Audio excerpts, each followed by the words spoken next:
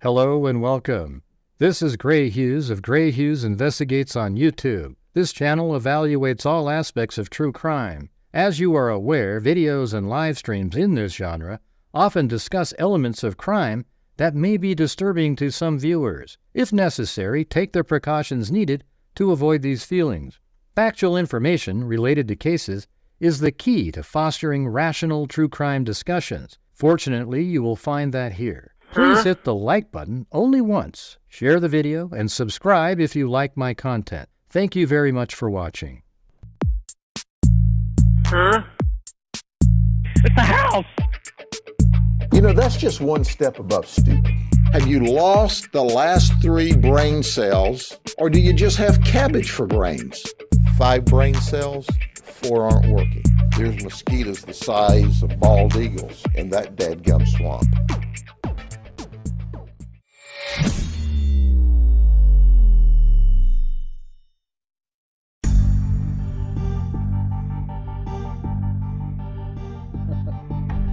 Oh, look at that, look at that. There's Chloe and Gracie playing. Isn't it good to see them being buddies? Now at least Chloe has a new friend. Look at that, huh? It's a miracle.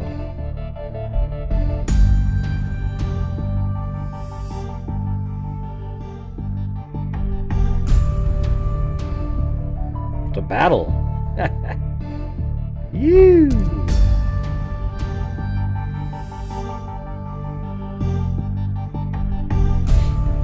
Look at that, huh?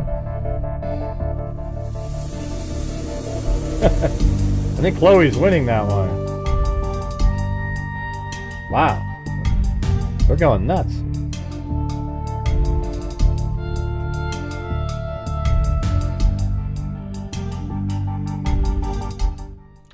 You know, I was just thinking, if Grady Judd was a YouTuber,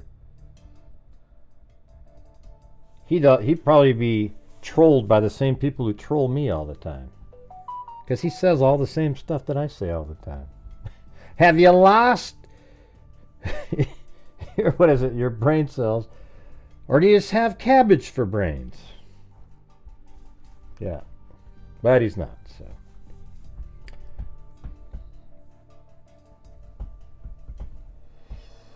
How's everybody doing? How's everybody doing?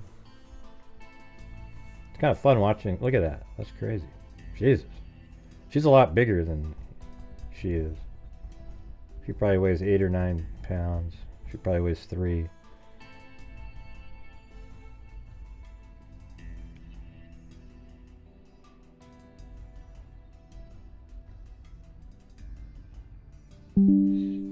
Let's see. Alright, well, just waiting for people to show up.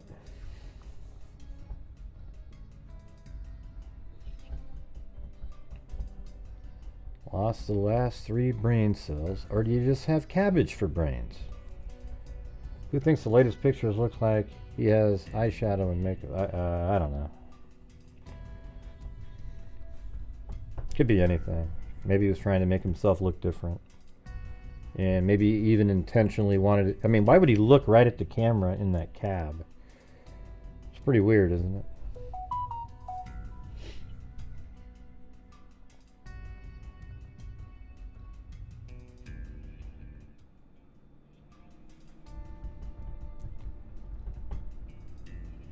Hi and many thank yous, all the great mods. Yeah. Hey, thanks so much. Toxic Tank. Now look at you guys. I just made one color correction, and now we have the exact color, right? I mean, that's it. So when people go, oh, that's a different person, that's a different person. It's not a different person, everybody. It's not a different person. Okay? And also look at this picture right here. See how up on here there's that little kind of crease that goes sideways? It's right there. It's also right here on the head. See that? On the right picture. So it's the same picture. It's the same guy, I mean. Right? It's just moments later. In fact, what we were talking about yesterday on the show was that he only pulled down his mask one time that they know of, and that's when he was flirting. So guess what? That means this is the same moment he was flirting. It's right there. Right? So I think it was just one of the yellows was tinted differently. It was really, I mean, I literally took this picture right here. See that? And I think what it was is if you bring it in, this version that I found on a website, it doesn't come in as like a native, like a JPEG. It looks like this. It's, I mean, it looks like a higher, I'm not even really sure, but watch this. The temperature right here, I just move it to the right, and there it is. I mean, just barely move it. See that? That's all it was. Just that little tiny temperature shift over, and then you have that look. If in case you were wondering why it looks different in terms of the coloring, it's right there.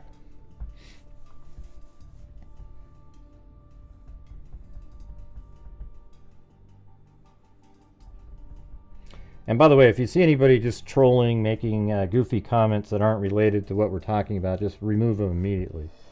Or at least time them out for 30 minutes. I don't have time.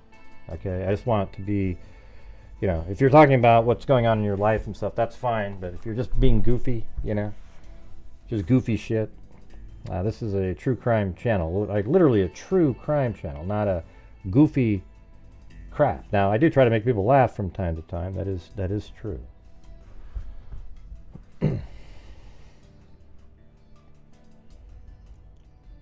And thank you, Herbert Landscaping, for all your landscaping needs in upstate New York. Hey, thanks, Alan Albert. Gray, you're doing a great job. Well, thank you. Yeah, I'm just trying to put it out there. Now, in this picture on the left, I think he has the backpack.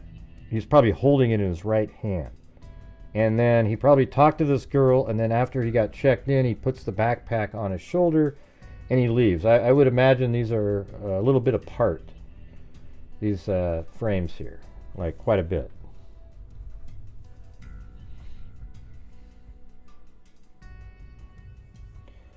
Yeah, I've been covering it since it started. MS Jedi Knight. Okay.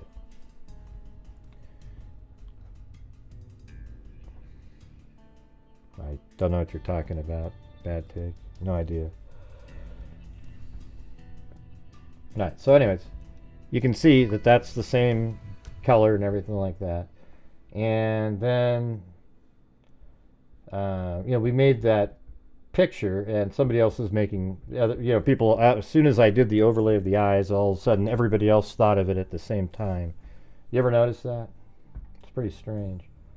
It's weird.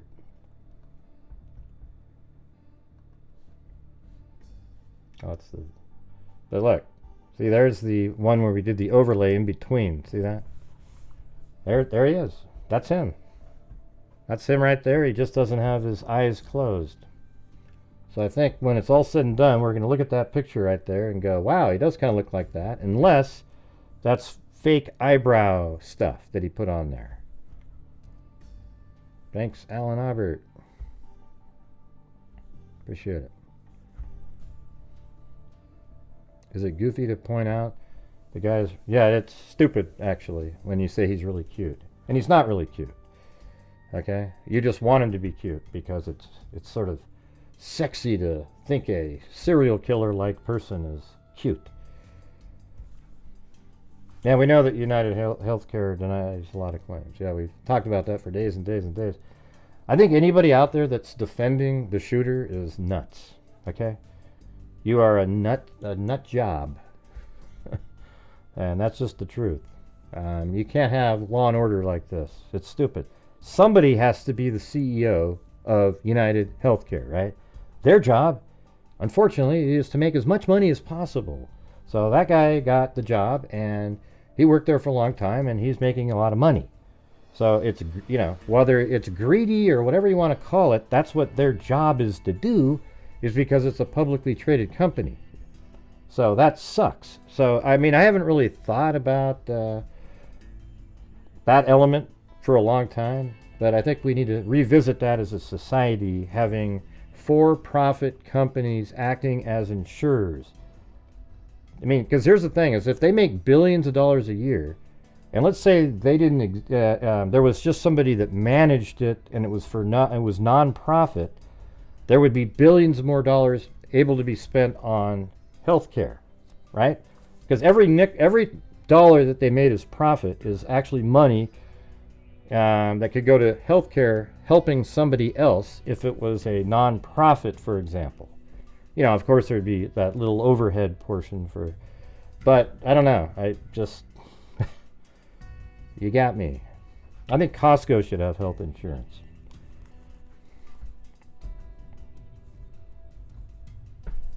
With sort of like, you can't make more than this attitude, something like that. I don't know. That's it's beyond my pay grade, as they say. I don't know what the answer is. All right, but that's not what I wanted to be talking about. Here's what I think. I think if it turns out that this is a case where a family member of his died and he's exacting revenge, there'll be less, to be more like understandable why somebody might be like that. But to be like that is something we can't actually tolerate.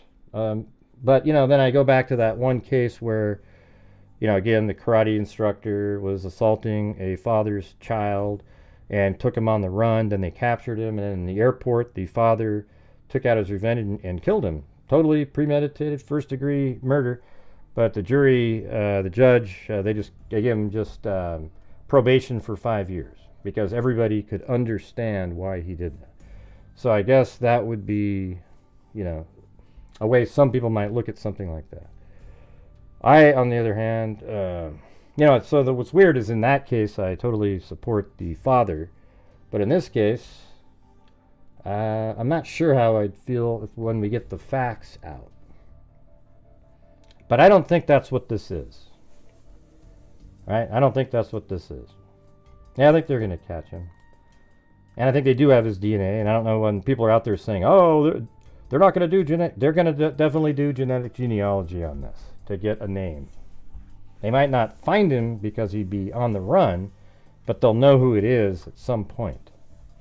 And then they'll put a picture out and do like an Interpol manhunt type thing. But my thing is I think that he is, it doesn't seem to me to be somebody that's looking for vengeance. Because as I was saying last night, when you're looking for vengeance, you have anger. You are kind of erratic. You're, he probably would, I think he would have ran up to the guy and said, this is what you did. You killed my mom or whatever, and then shoot the guy. He didn't do that at all. He was the most calm person I've ever seen. So maybe he's exacting revenge for somebody else and thought it'd be fun to go try and be like a hitman or something, but he sure as hell doesn't act like somebody exacting revenge.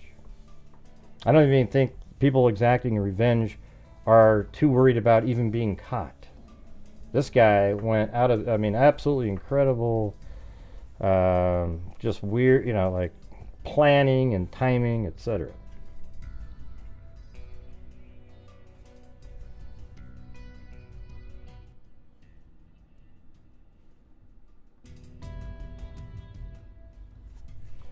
He's interacting with someone in that photo. We know that, Annie T. We know that. What made you think we didn't know that? He's actually flirting with somebody. That's why he's smiling. Because the lady came forward that he was talking to.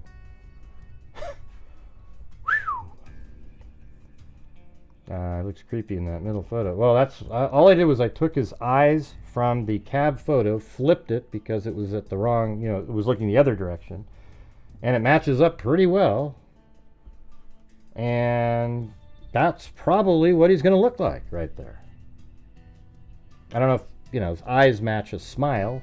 Obviously, it looks like he squints his eyes a little bit. But overall, that's probably what he's going to look like right there. And so it's weird on the picture on the right, you can't even picture that because the hoodie goes down over his eyebrows. And that's why people say, the hoodies is such a great disguise. Hey, thanks, Paul K. Hey, Gray. Been off the grid. I hope you all well. I remember you. I believe the writing on the shell casing on Monopoly money are all red herrings. Yeah, it could be, might be. But you could also look at United Healthcare is a monopoly. It, you have that, and then you have the message put on there. And I mean, this guy could actually just be a serial killer, leaving signatures. And he's just going to go around to the next place. But he'll have sort of the Dexter model where he's taking out people that society would deem sort of bad people because of what they do, the greed angle, right? So that's what they're going to do. You could look at it like that, right?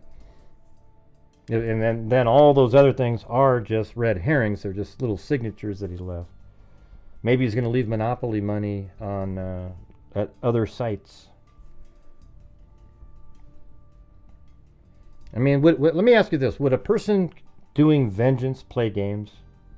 I think those are contradictory to each other. So if somebody's soul was crushed and they were just so angry that the insurance company let a loved one die, would you go out there and be playing games and putting little little notes and shit like? No, you wouldn't. You would just go take the person out. And that's the reality.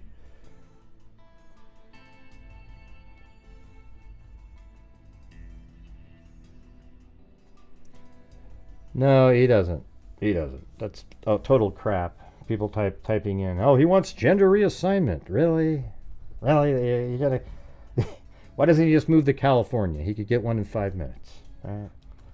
Forget it. The state will pay for it there.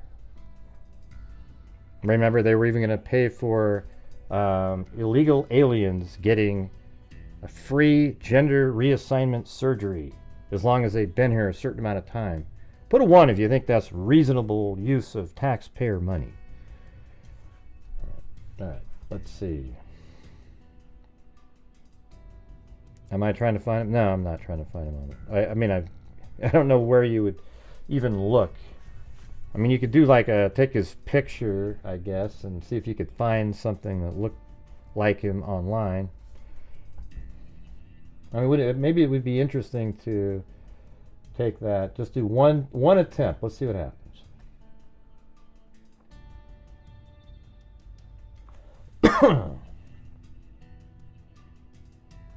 Get in this one.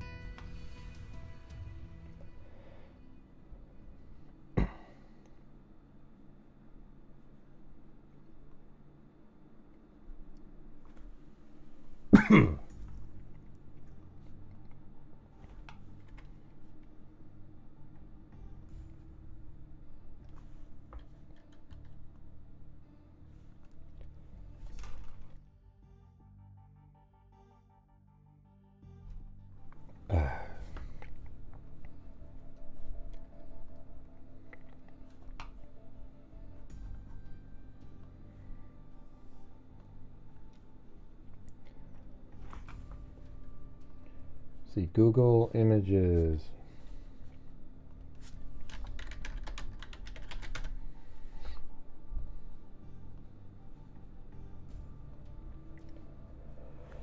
Jeez, I'm not sure. Feel like I'm getting allergies all of a sudden again.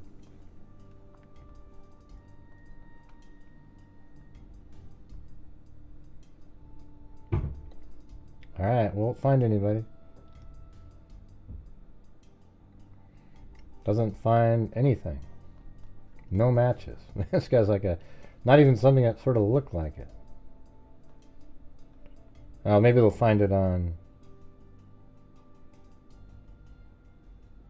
Oh yeah, they have the similarity ones, but that's not the one I got. Okay.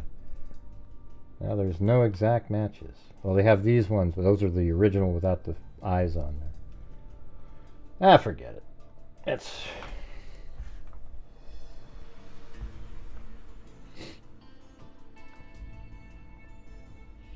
all right. So I'm gonna go through the timelines that are out there. Let's see if they're all kind of similar.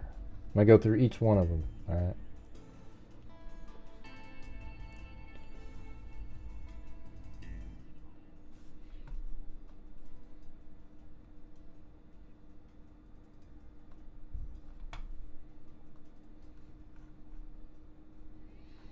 Alright. So it says on November 24th at 10:11. Now that was something else that I wanted to look at. Alright, so I opened up that bus thing again. And then I was like, okay, switch that around. Atlanta to New York. And then there's this one that gets there at 10 o'clock on, so I'm using the 11th, which is 1 week later, because usually the bus routes are the same each week. And it's like it leaves 12:40 a.m. on the, I guess that would probably be the 22nd-ish. But it looks like it takes 21 hours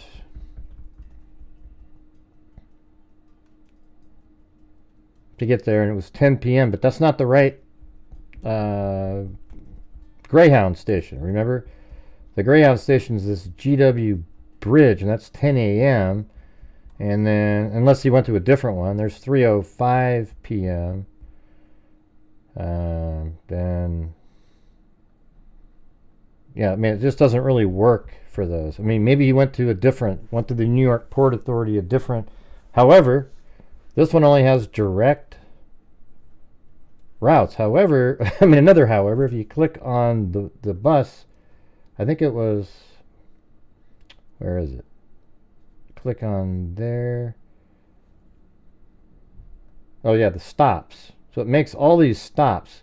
But I don't think they allow people, when it's a direct bus route, they don't allow people to get on at the various stops.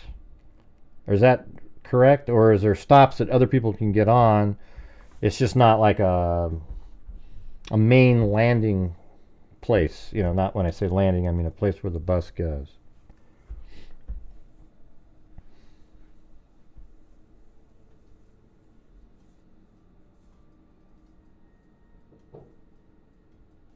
Right, but why, if it's a direct route, then why are people getting on and off all these different places? That doesn't make any sense.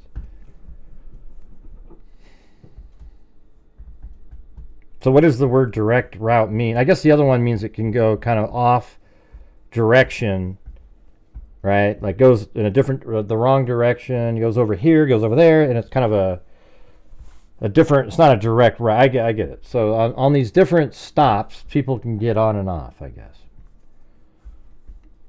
And so it looks like there's a bunch of them. Baltimore, Petersburg, Henderson. I mean, there's all kinds of Durham, Greensboro, Winston, Salisbury, Charlotte, and Spartanburg. So it's all kinds of different towns. So he could have gone on and off at any of these places.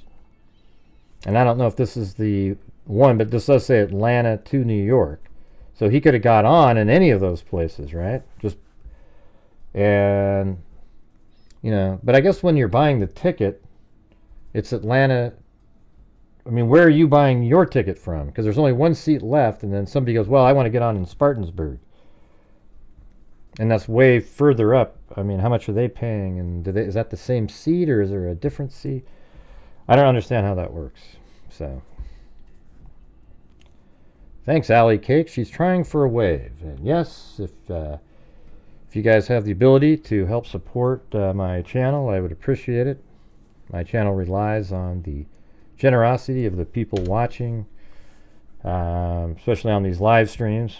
Yesterday's show, after the show was over, never got monetized by YouTube again. So no, there's no ad revenue on that one. How sad is that? But anyways, if you guys can help support the channel, I'd appreciate it.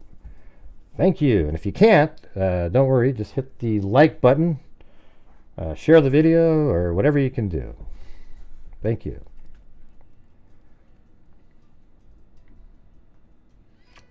All right, thanks, Gloria Batari and CR. Yeah, I don't know. I'm not sure how that works when you have a direct route like that. They do have stops, and it looks like they stop in different places for 30 minutes, something like that. Get the gun to New York? Yeah, maybe. Yeah, that makes sense. But don't they check even baggage that gets on a bus? I mean, I'm sure you don't want to have people that have guns on buses just randomly.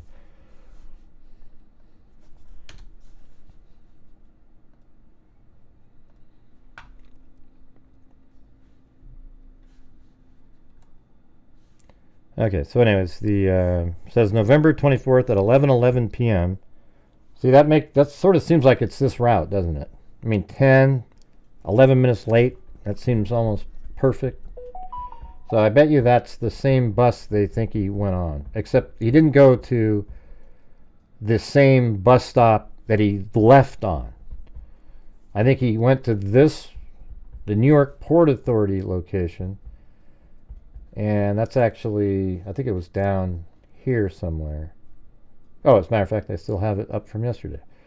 I think it's right here, and then he probably just took a cab and then went. Yeah, wow, that makes sense. Remember how he got there, and then he took a cab and looked around right here. So I bet you he arrived at this bus station. I'm gonna actually.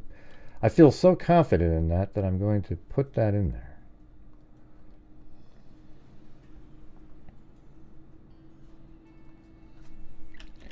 Arrives at Port Authority bus station at 11 or 10:11 p.m. Thanks, Bama Girl.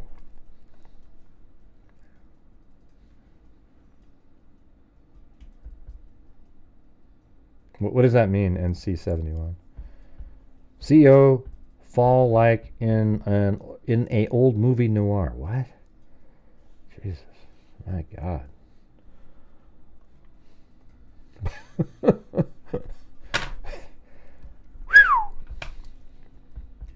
So 10:11, the suspected shooter arrives in New York City on a Greyhound bus at the Port Authority terminal. The bus originated in Atlanta and it does say in New York City in the Port Authority terminal, which is also the name of the one up above, but now it makes more sense. The other one's also Port Authority, but it's the GW Bridge one. So that means he arrived at this one, I believe. The bus originated in Atlanta and made 6 or 7 stops on the way to New York. Police could not immediately determine where he got on the bus. Well, I think he made more than 6 or 7 stops. Let me look at that again. Yeah, that's not what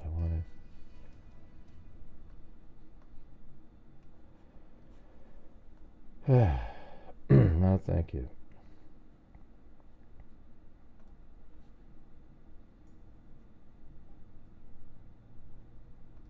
Has 13 stops. But some are like 5 minutes, 0 minutes, I guess, in that one. 10, 60, 15. So 1, 2, 3, 4, 5. And then the other minutes. 10 minutes there. 20 minutes. So I mean, it had more than 6 or 7 stops.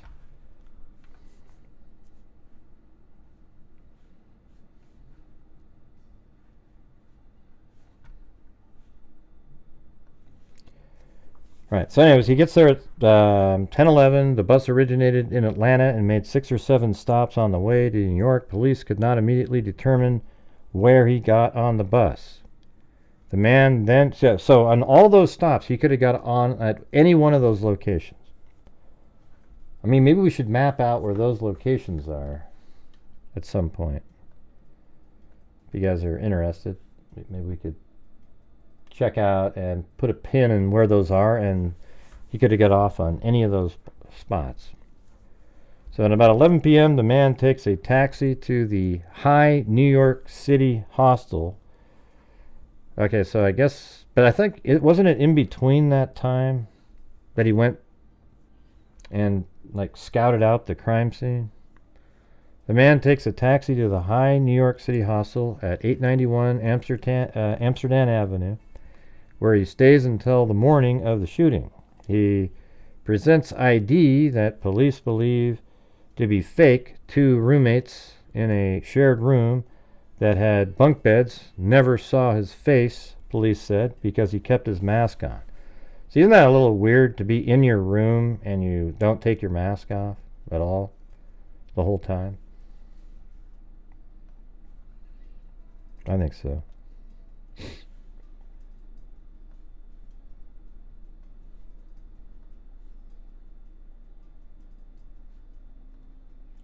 And thanks, Kim T4997 for the PayPal. And you can do the buy me a coffee if you want right there in that lower right hand corner. I guess that works if you scan it in.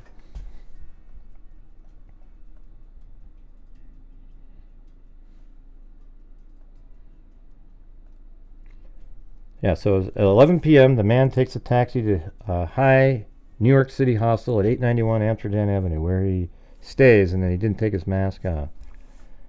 Then on November 29th, the man was checked out of the hostel, where guests are automatically checked out if they don't show up at the desk by a certain time. Oh, interesting. Okay. Police don't believe he stayed someplace else and checked back in the same hostel the next day. Police don't believe he stayed somewhere else. So on the 29th, well, where would he have stayed then? I guess in the same room, or they just didn't. And then December 4th at about 5:30 a.m., the suspected shooter leaves the hostel well before dawn. And then at 5:41, he appears on video at 54th Street and 6th Avenue walking back and forth in the area of the Hilton Hotel where UnitedHealthcare parent company, United Health Group, is holding its annual investor conference. Police deduced that he rode a bicycle to the Hilton because it took him such a short time to get there.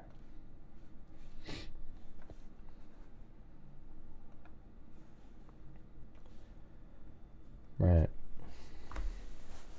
Police deduced that he rode a bicycle to the Hilton. See, isn't that contradictory what you hear people say all the time? You know, like on Fox News, they were saying, oh, he took a subway there. You know, it's just not true. You know, they believe he took a bike.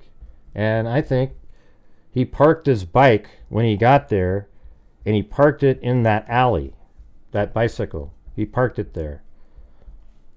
So he parked a bicycle in that alley. During that time is when he went over to the Starbucks. And then he goes back, and it was just always put there for his escape route once he finally was going to shoot.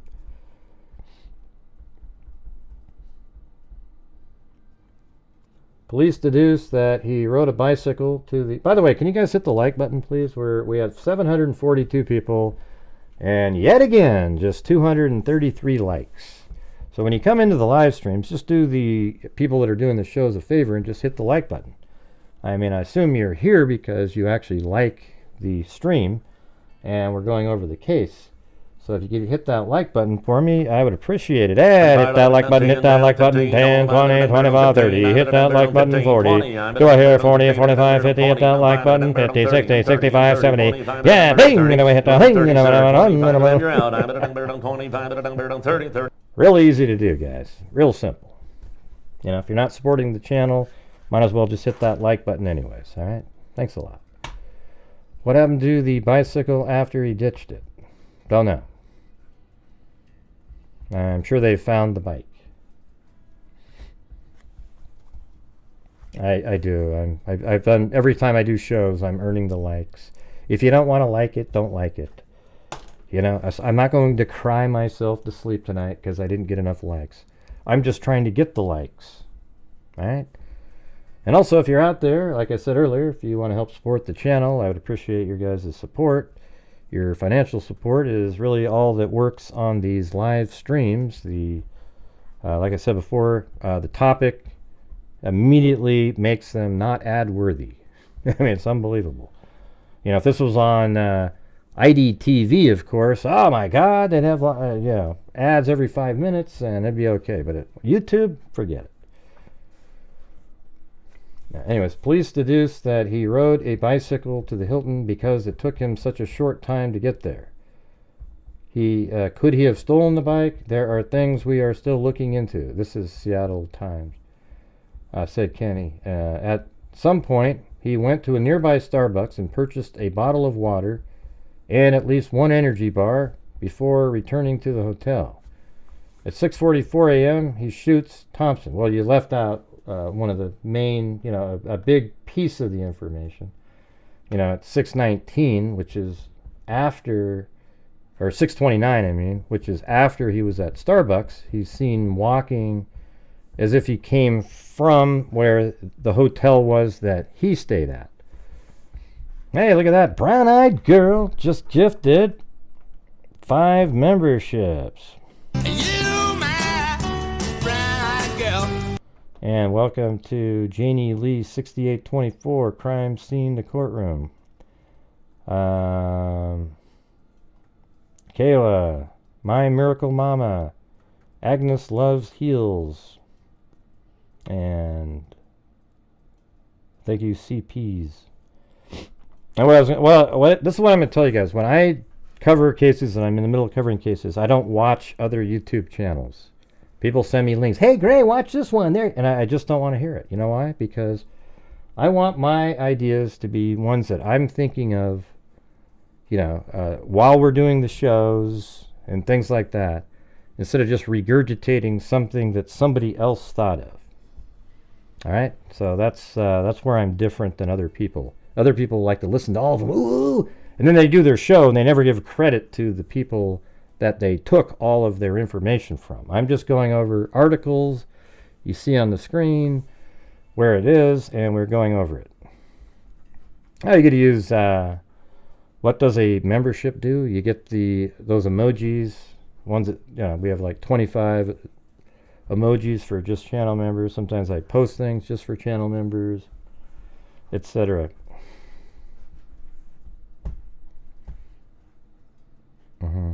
How do you know, Marianne? Your ideas are far better than other channels, far more perceptive. Well, thank you. Yeah, that's kind of what I mean. See, when I'm going over stuff, things just sort of click in my head, and I just say them, and they're what I think. I think it's like, oh wow, that sounds much more reasonable. And sometimes a comment somebody makes in the chat makes me think of something, and then that, like yesterday with the monopoly money, I immediately was like, oh wow, maybe they're talking about the monopoly that UnitedHealthcare has in the healthcare industry, and that was supposed to be in there. That's why they put that in the bag.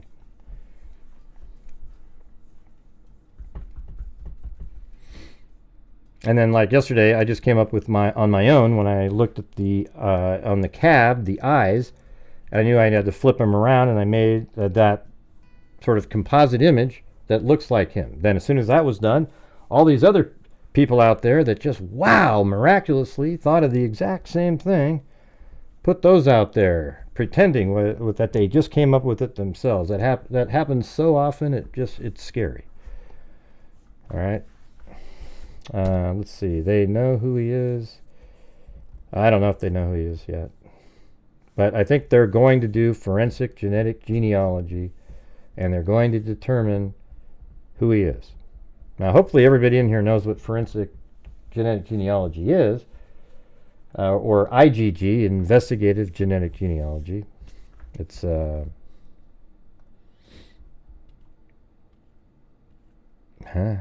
I'm not sure what that is. Suspect number 1. They don't have a clue who he is. Yeah, they're gonna definitely be able to figure out. So at 6:44 a.m. he shoots Thompson, but prior to that he is walking right here at this video right here.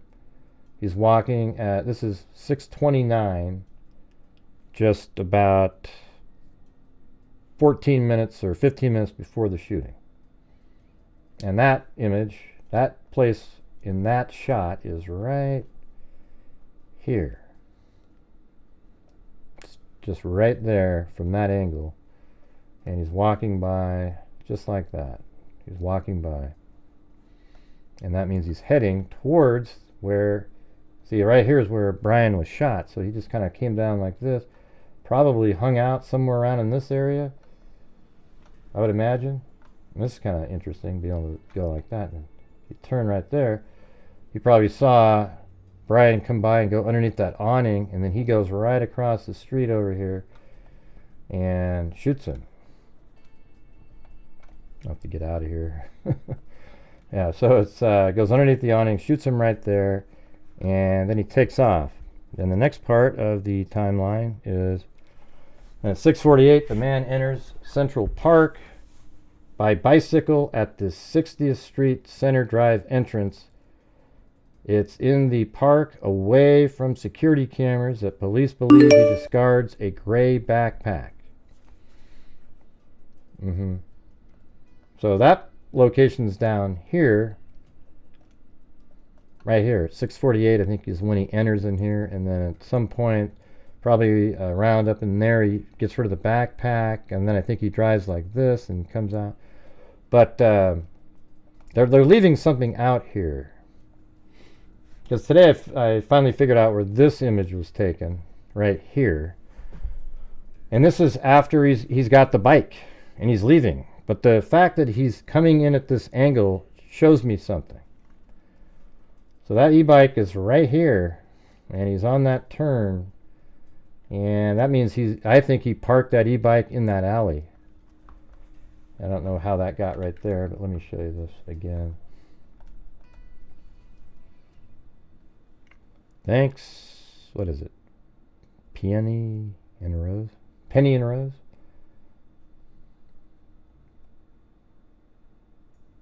There we go. So watch this. Now check this out. That's what I love about like Google Earth and getting images. Watch this. I mean, you can see this. Let me see if I can get that snuck in there again. Let me make this. Look. See, right? That's the first one, and see how there's like that little stripe. Like I think if I zoom in, can I do that? Yeah. Go like that. And let's open that back up again.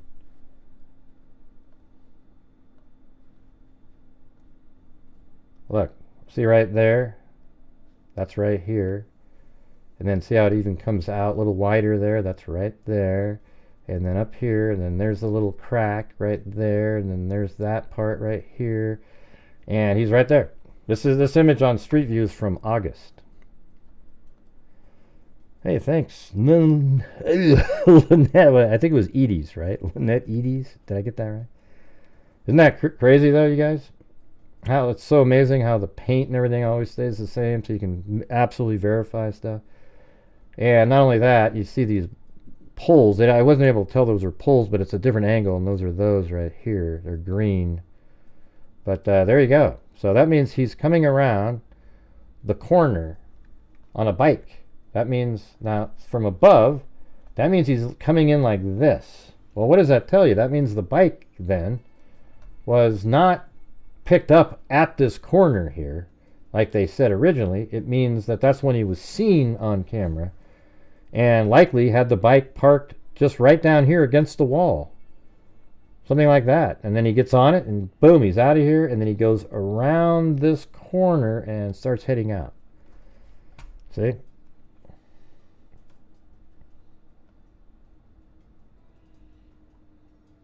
I'm going to see what Lynette says. Did I get that right? All right.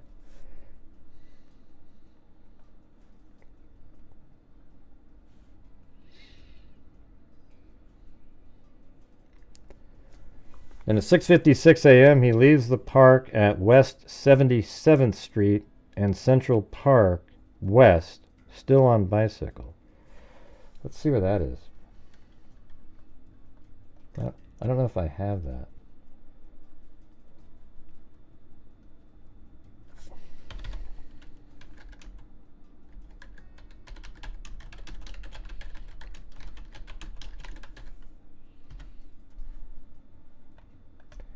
Oh, interesting. So, you know, that's funny. I actually, when I did this originally, I think even on the show, I said he could have came out right there. I didn't really consider this part down here. So, wow, that's crazy. That means I have to completely change this now. Let me do this again. So that means he comes in. Maybe I'll just go from here. Yeah, I can just go around like this. And then it seems like he does go up into here and then around. Because apparently the backpack was found over in this area. Then right here he probably just goes right around like this. And I guess maybe he comes around. He's going around the lake. So that's probably why they were checking the lake. Because he comes around like that. And then, boom, he goes onto this main street here. Then he takes that street, obviously, and goes up this direction, and then takes a left right here on 85th and goes that direction. There you go. All right, so now I think we have a much more dialed in path there. You see that?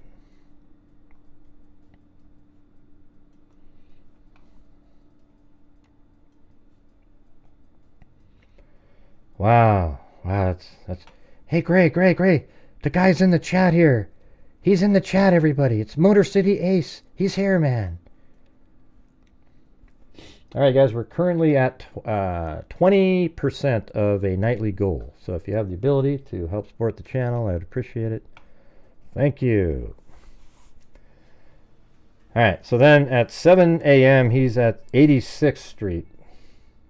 And that's this one here. And we've seen that. We have that on video. This is the one. Well, it says 86th Street. No longer with his bicycle. Okay, interesting. So that means he's here. Then he goes a little bit further, and he goes to there, and he doesn't have his bike anymore. So that's at 7. Let's put that in there. 7 a.m. No longer has bike.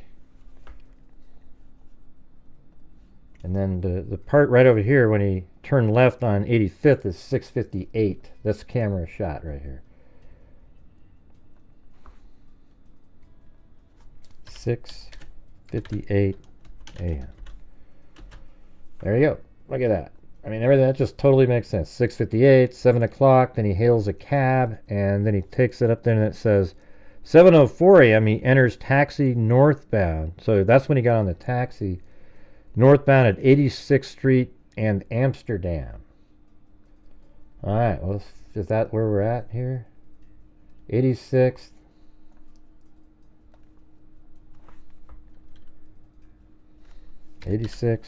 And Amsterdam. Should be right in this area anyway. Ooh, it's a little bit off to the left. Interesting. So he's no longer with there. So let's see. Now we have to move this. And heck, maybe that means that the cab. Jesus. Oh, man. Okay.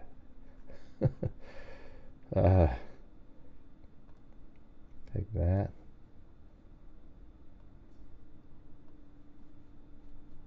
I mean, I don't know if he went that way now.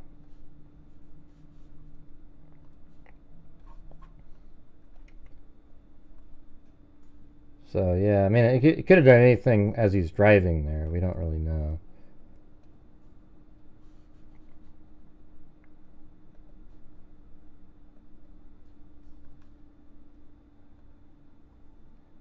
I'll just pretend he went like that, just for... But we know here is where he picked up the cab. And that's at 7:04.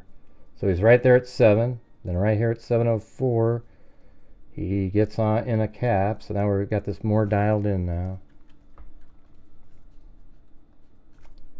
7:04 a.m. Oh, my volume's low? Is it really? Testing. Testing. I don't think it's low. Looks good to me. I can maybe try to make it louder somehow. But I definitely need to guys get the support up tonight. We're getting crushed again. Yeah, the volume looks pretty good. And Maybe I can make it slightly louder like that. Testing 1, 2, 3. Maybe check your own, your own system, I guess.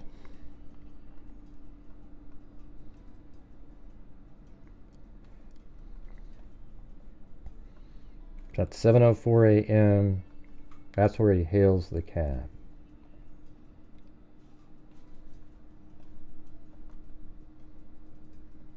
I'm going to delete that one. So I guess that was over here.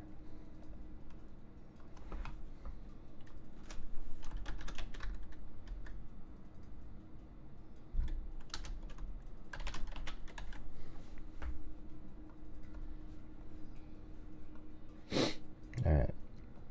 That's interesting. That's all stuff that I didn't have yet.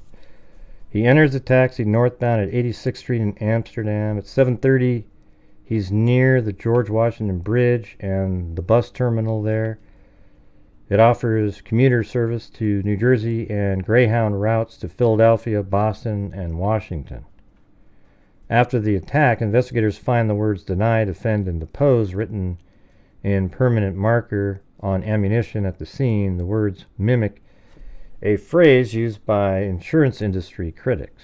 December 6th, Kenny and Police Commissioner Jessica Tisch reveal that investigators believe the gunman left New York City on a bus. Investigators say he entered the George Washington Bridge bus station, but has not found video of him leaving, so they think he left somewhere. Hey, thanks, Madison Anderson. This case is the first that the algorithm has brought me to your channel.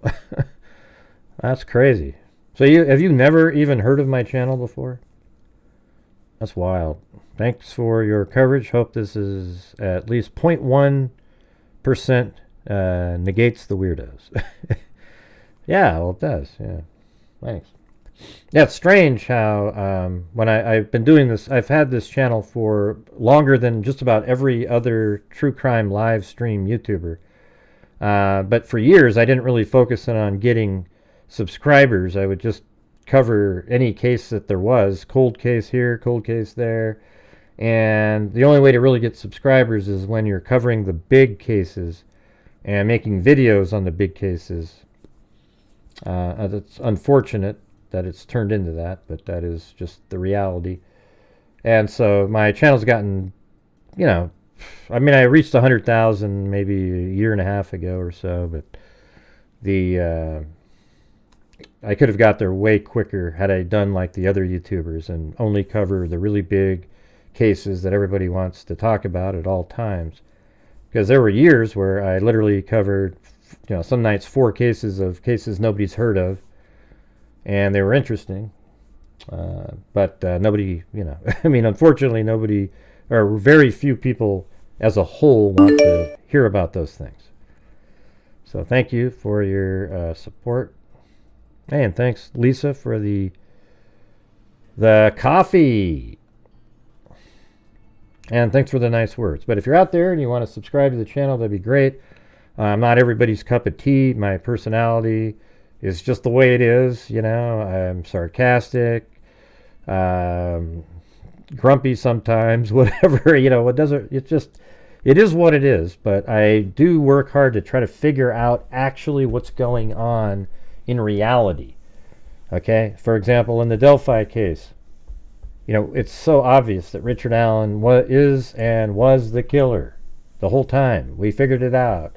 It's crystal clear, but there's a bunch of crazy people who want to keep pretending that he had nothing to do with it because it does better for their channel. There's a whole bunch of conspiracy theories are the largest sector of true crime, of the people, at least the vocal people who follow it.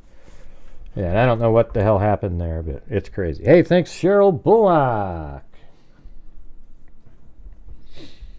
Yeah, we got the Delphi one figured out. We figured out the Kylie Rodney case. We figured out the...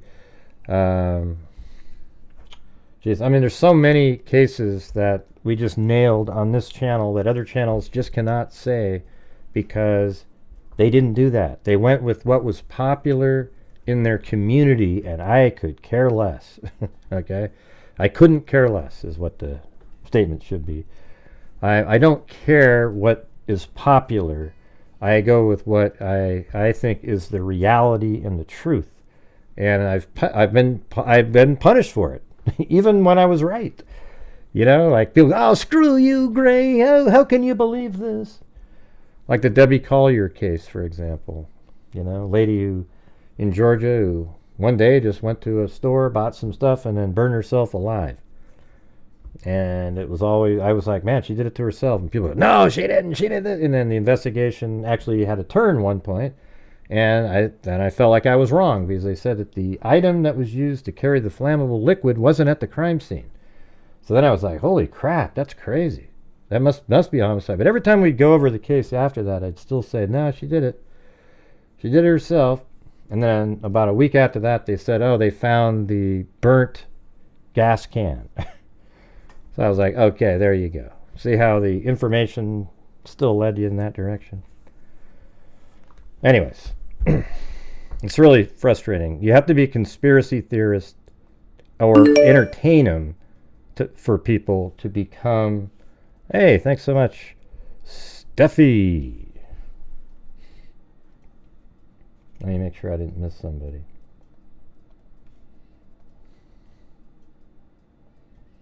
Oh, there was somebody else on there. Paul also. Thank you. Thanks, you guys.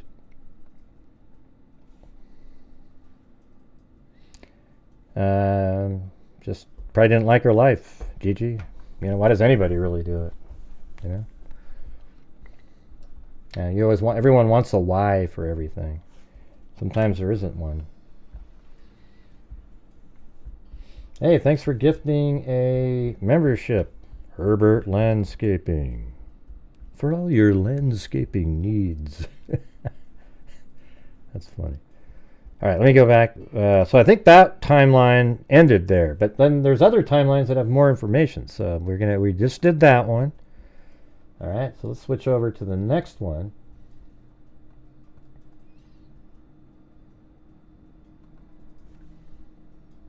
Is that the same exact one?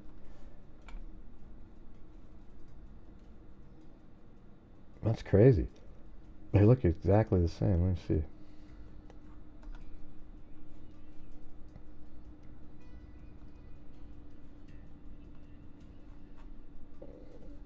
New York search. Yeah, it's exactly the same, that one. Okay, forget that. Then this one.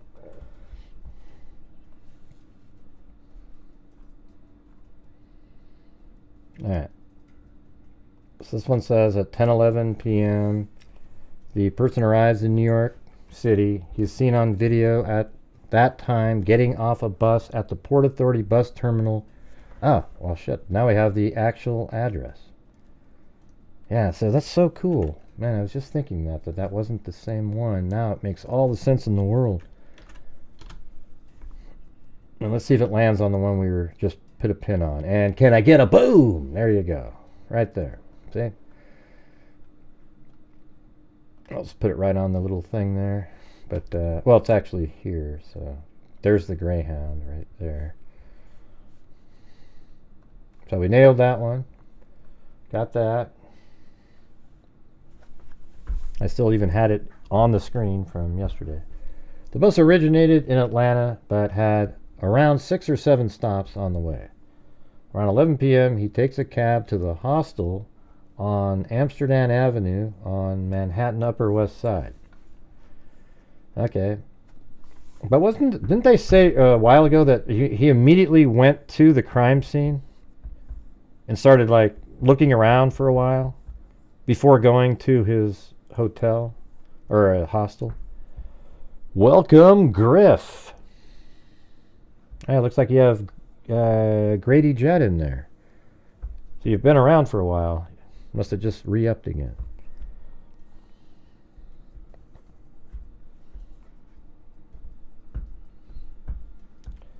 He checked back in, and so this is on Friday. He was checked out, and then he checked back in. This seems kind of similar to that last one. And police don't believe he stayed anywhere else. He had 2 roommates whom he did not know. He kept his mask on the entire time. The man paid in cash, but gave an ID. Right, so the ID he could fake, but he wouldn't be able to fake a bank account. That's much more difficult because to create the bank account, you have to have real ID and multiple sources. So he was able to, yeah, that makes sense. So then Wednesday, December 4th at about 5:30 a.m., he leaves the hostel. Police believe he's on a bicycle at 5:41. Video has him at 45th Street and 6th Avenue at the Hilton. So we haven't seen that one. And by the way, did you guys realize that they actually have this completely different shot? This one, look at that. That's him shooting, and that's the guy walking. I just saw a little quick clip of this on like CBS or something, and I was like, well, where is it? That one's crazy. And I know exactly where that is because I was wondering, they must have had multiple cameras up there on the... When you go down to Street View, watch.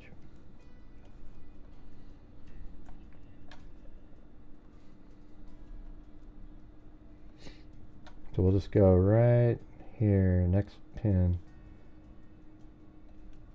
Alright, so the one that we've all seen is this one right here. The one that you're seeing right there is that camera. It's one further out. But the one that we've all seen is that one. So obviously there was another camera. I'm not sure why we haven't seen that one yet, though.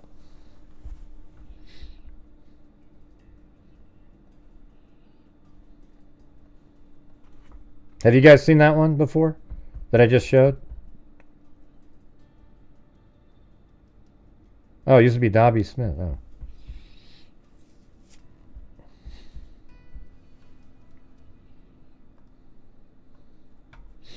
I mean, right there. Look at that. Crazy.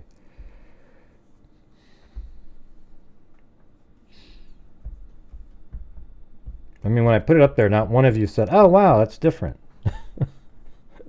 Maybe you guys are just used to having such, you know, amazing information here that it's not worth commenting on. Yeah, right. This is, and there's actually video of him walking up shooting. It's exactly the same as the other one, but they don't play it, the whole thing out. And I think that one would be interesting to have it as he's entering the shot because it's much clearer look of him, for sure. And by the way, let's check it out.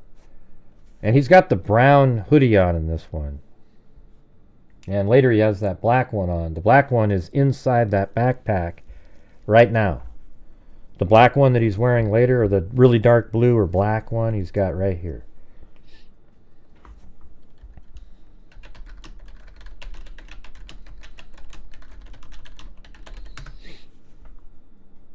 Yeah, so let's take a look at the backpack itself.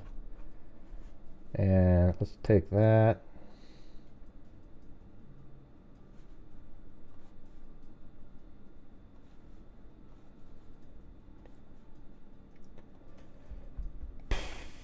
Know what?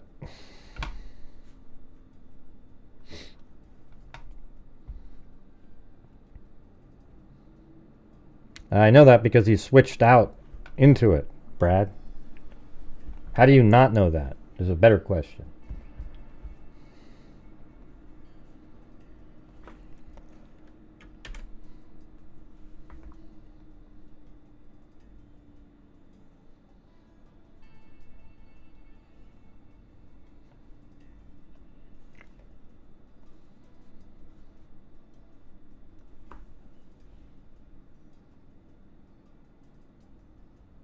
Yeah, that looks definitely like it said, doesn't it?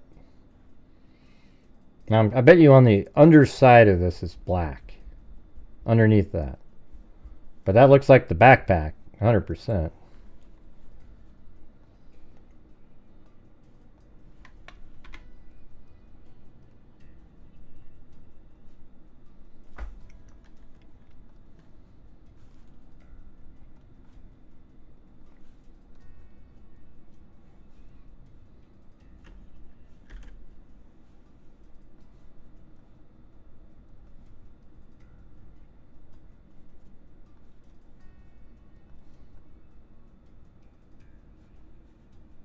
I mean, it looks the same thing. I mean, a big flap there, the black line that goes around. What do you guys think? see, auto color, and then image adjustment.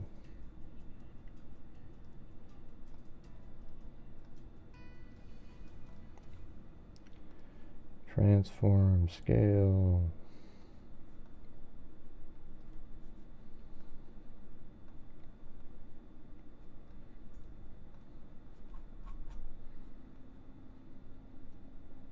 Yeah. I think it looks like the same one to me. What do you guys think? I mean, I have no doubt about it, actually. As a matter of fact, I think they found the jacket that he was wearing inside the backpack, as we read yesterday, but you don't see it in a lot of articles. Hey, thanks, Allie Cake, and a blank slate, all trying to go for a wave here to get to the support up on tonight's show, as we are woefully behind here. But that's all right. You know, I guess every night can't be the same. But I can always try. You fell asleep? Yeah. So there you go. Backpack that he's wearing is the same backpack they found in the park. And what's interesting is, I guess, you know what we could try to do is figure out where the time went missing on the route that he took. So you got that, and that's basically right here. He steps in front of here, shoots the CEO as he walks underneath this awning, and then the CEO then falls to the ground right there next to this paint. He was right there. Man, that's weird. That guy has this, almost the same blue jacket. Thanks, Georgina Stoliker.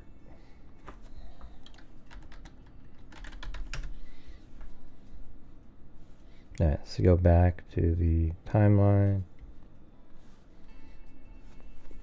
So it seems kind of similar. 5:30, he leaves hostel.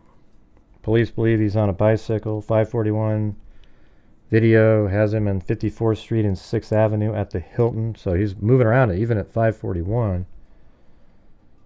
I mean, that's pretty crazy. So in 11 minutes, he gets from... Let's just look at the timing here. So he's right here at 6:44, and 11 minutes later it's 6:55.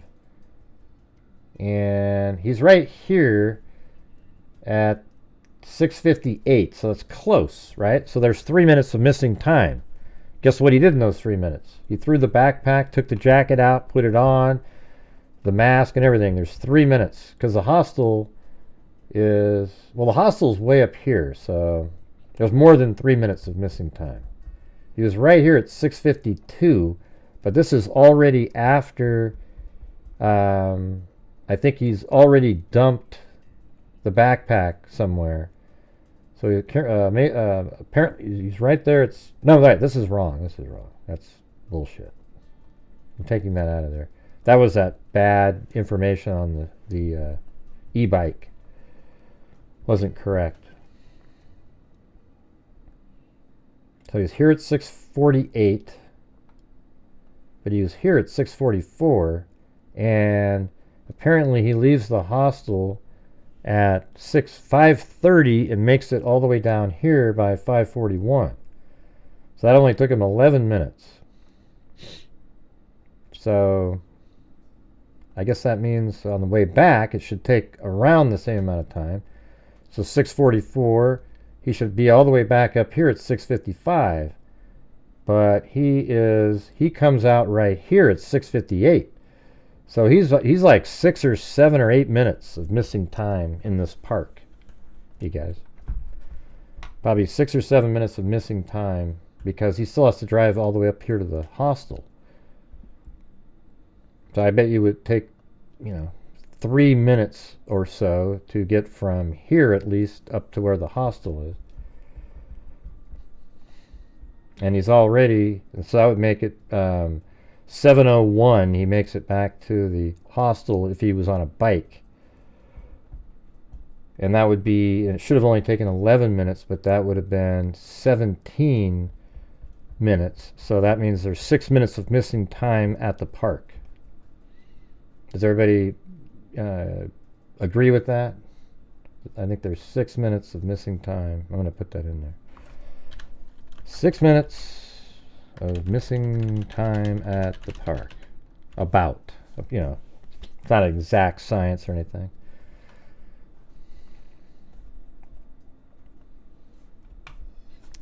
We have him wandering around, walking in the vicinity of the hotel, walking on 54th Street. And that's at 541. So he's all...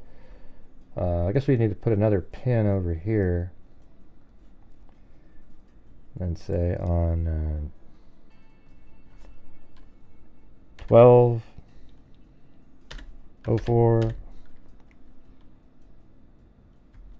24 at 5:30 a.m.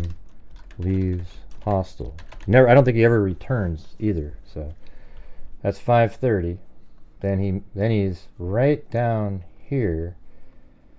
And it says that he's on 54th Street, which is right here, and 6th Avenue, which is right there. So he's right here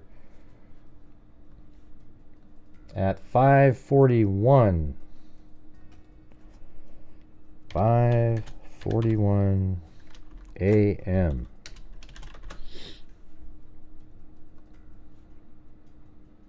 So that's weird, yeah. So man, he's here.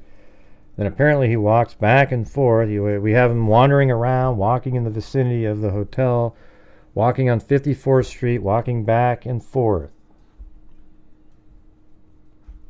So he's just walking back and forth here, and that kind of explains this surveillance thing. He's just doing these little loops, waiting for him to come out. But I find it interesting that I've mentioned this on other shows, but there might be some new people. It's interesting that he would go to the Starbucks, right? Because if he goes to the Starbucks, that means he must be aware that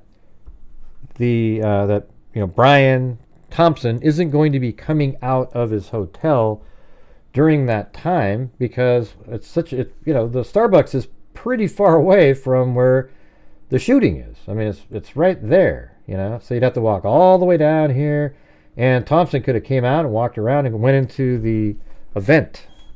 So he must have been very certain when he went and got that drink. I guess it was like a bottled water, not a coffee, but bottled water and some candy bars or whatever. He must have felt pretty confident, or he just went in and bolted out. But apparently he left the bottle, so he guzzled down the drink. And you see him on the phone at 6:29. He's literally on his phone talking to somebody. Who's he talking to? I mean, I think that's an interesting element. And it seems like they should be able to... 6:29 in the morning's kind of early, but man, there must be 200,000 people that could be using their phone at that point, because there's so many people that live there. So doing one of those data dumps where you take every single ping off of a tower, I guess what would be interesting is to see where the pings all went, and then pick some of your states of interest, like Georgia, etc., and focus in on, maybe even New Jersey, Georgia. Look at those. See what happens. See where those calls went. There might only be 10 calls that went to those places, and then you might be able to check in to see who those people are, etc. But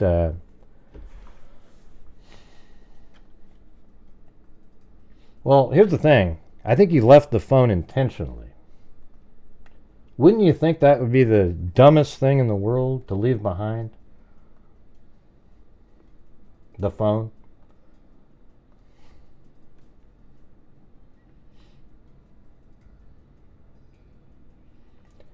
All right, we are at 40%, you guys. 40% of reaching the goal. So if you guys have the ability to help support the channel, that would be awesome. Thank you. The man enters Starbucks at some point and makes a purchase. And that Starbucks must have been... Oh, we already know. Wasn't it like 6:17 or something? Hey, thanks, Ozzy Trisha. G'day, mate. I got how you know it. G'day, mate. I would be curious as to what kind of phone it is. Yeah, well, people said it was a burner, but then police said that they don't think it's a burner, and then they went back to, oh, it's a burner. Remember the time frame? Wasn't it like 6:17 at the Starbucks?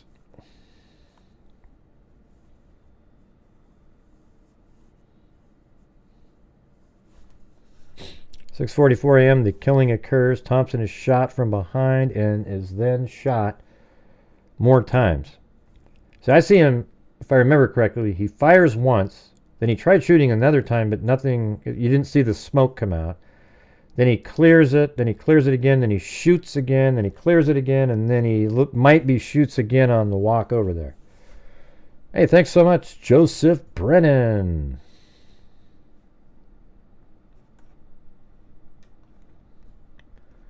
I think he's pretending to be on the phone. You do? He could be. You know what? I can't, this case is one of those ones. This guy could be just very, very cunning and tricky and was doing all these different things. Like, why did he look into the camera while he was on that cab? Don't you find that weird? Why did he do that?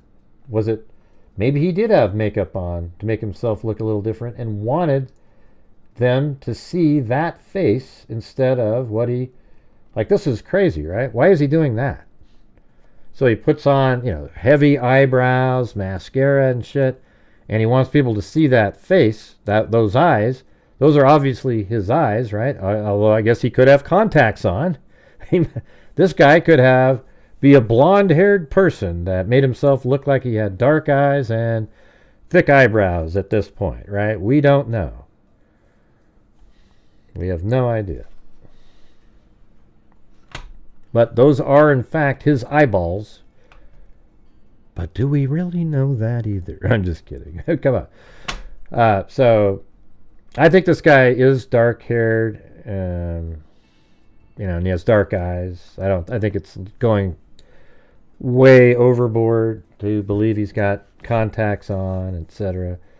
But he could be trying to make him look different by putting eyeliner on and making him look like he has thicker eyebrows than he actually does.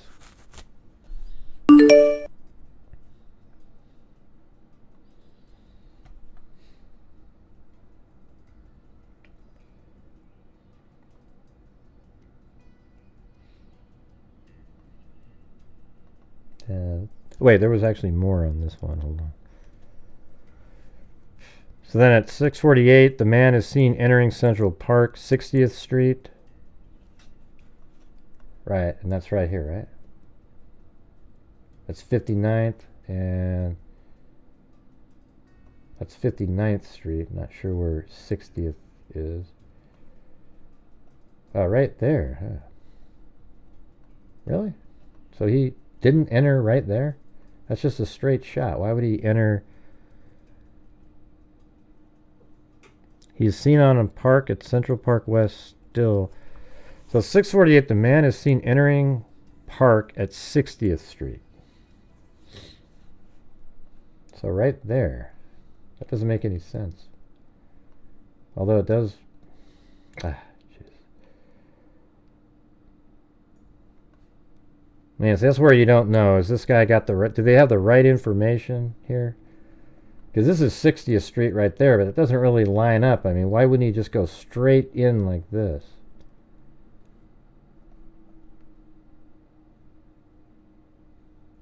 I mean, and then he's spotted on Central Drive, and that's what this is. I don't know, man. Do you guys think I should move it over here since it says that? Might be kind of tough. Let's see if I can maybe go like that.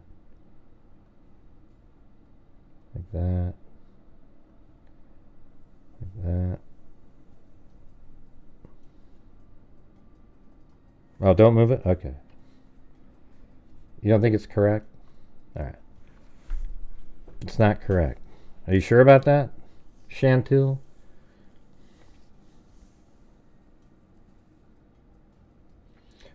Well, right, you live in New York, but it's possible that he took a right and went right here on 60th Street into the park, right?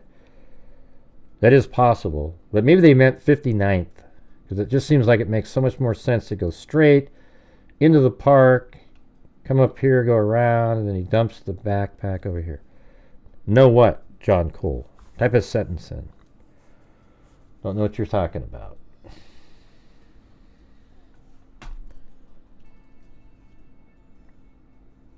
All right, and then it's 6:56. He is seen out of the park on Central Park, still with his bicycle. He's seen out of the park. Right, I think we got the specifics on that earlier. 6:56. He's seen out of the park on Central Park West, still with the bicycle. Okay. What do you mean by out of the park?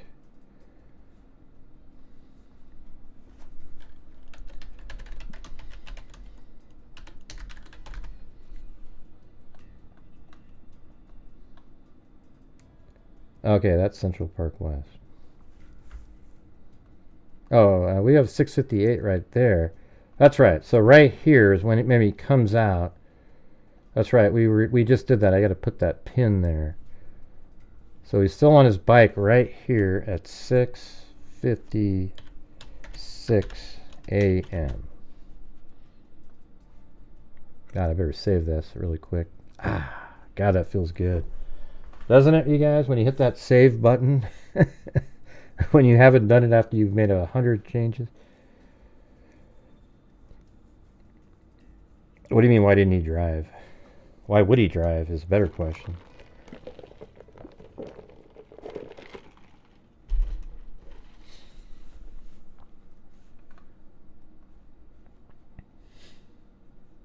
.658, he is at 85th Street in Columbus, so we got that one. That's right here. That's that bus footage that we got yesterday. This one. Which feeds right and kind of goes to Paranormal Park Right sometime later. Up in See in the background, that's the park, and that's the building. This is where people are like, "Hey, Gray, you can't see the surveillance camera." Yeah. Anyways, it's this is him coming in on a bike. Central Park sometime later. Up in the 80s, way up on the up. That jacket he has on right now there is not the one he has on when he's doing the shooting. That's the darker one that we see him in this image. See that? That's this one. Notice the color, how similar that is? See that? I mean, just eyeball it. See that? Very similar to that one. And so that means that this jacket right here was in the backpack that he left at the park, and he left the coat that he used in the killing in the backpack that he left in the park. He doesn't have it with him. And I think even then he switched out to wearing a white surgical mask and put it underneath the black mask here, because in this image on the right he still has the black mask on.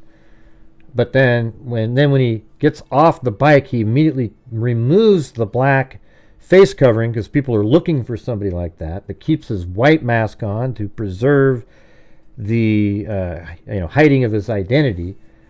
And he just looks like now he's just this other guy walking down the street. What are you talking about, Jenny? It's not a reversible. It's the same jacket. It's a different jacket. We already know that they found a jacket in the backpack.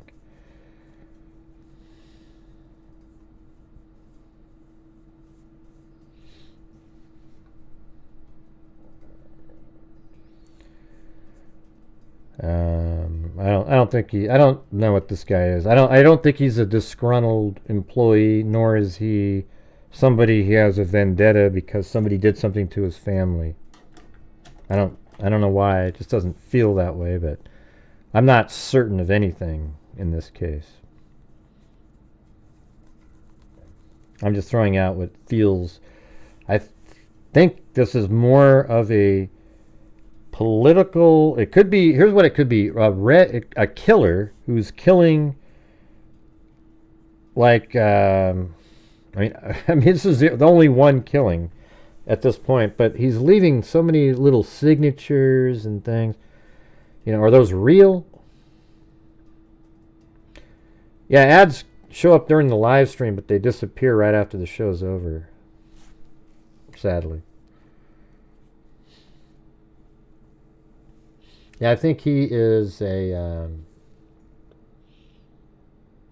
yeah, it's actually really interesting because he definitely didn't have any emotions when he was killing, and I think, as I said before, that while killing, he would have had a ton of emotions if it was some vendetta against the insurance company who let some family member of him die. But it could also be that a family member had something happen to him and used him to kill, and this guy was a sociopath and didn't really care at all, but he planned it out. But then why would he put the messages on the bullets? See, that means it's a personal thing, a little detail that this guy wanted to put in there, and then leaves his phone and all these different things that he does. So, you know what's weird is I would almost think that this guy is it's going to sound crazy, I know. It's probably not this, but this is what is strange. Like, he's a serial killer-like person who is killing like a Dexter of society. Like, he's taking out people. This is the first one, maybe. But he's taking out people that... I mean, that's what it feels like to me, because it's so bizarre, right? This guy is killing, like, people that are abhorrent to people in society. Like, oh my God, look how greedy these people are. So he's killing those people with little messages and things. And then he moves on to a next one. That's what it feels like, but there isn't a next one. But this guy doesn't seem like he fits into a neat little box. You know what I'm saying? He doesn't fit into the box of like, oh yeah, he doesn't even really fit into the box of a political statement. Because he's so, well, I mean, I guess in that case, the person in a political statement that would do this would be a sociopath anyways. So the way that because they're going to be killing somebody because of who they are, not for what they've done to you. So I guess they would have to be. So I guess it's possible it's a political motivated situation where this guy's part of a group of people that are doing this, or just a lone wolf Dexter type wanting to be a vigilante against the corporate world who's doing bad things to people, you know. It's weird. You gotta give, this is not, it seemed like he was making all these mistakes and so forth, and we might think he made a bunch of mistakes, but the fact that he left that cell phone, to me, is sort of, nobody does that. That's ludicrous. And there would be no reason for him to leave the cell phone at all. Oh, look at him right next to my... I was underneath that. That's funny.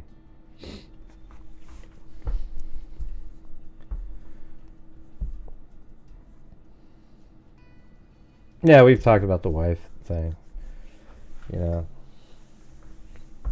But if this guy was a family member, wouldn't he... It just seems like he wouldn't go through and do all this other stuff. You know, like you're saying, it could be a red herring. You know, we've talked about that a couple times. Sure, I mean, these things could just be red herrings. The whole note situation. The backpack with the Monopoly money. Perhaps he had different intentions for the Monopoly money. But hey, guys, we're still only at 50% right now of reaching the nightly goals. So if you're out there and can help support the Grant Hughes Investigates YouTube channel, I would appreciate it. But hit that like button and subscribe. That would be great. He's like an activist or something. Yeah, maybe.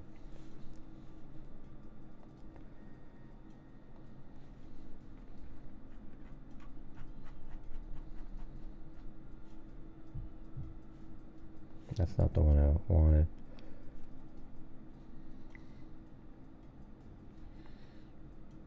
Oh, thanks for the, I guess we still got those coffees in there. Thanks, Pauline Buckles.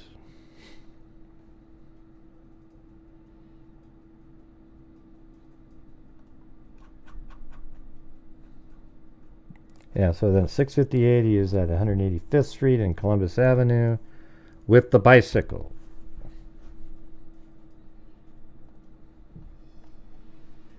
So that was right here. He's right here with the bicycle.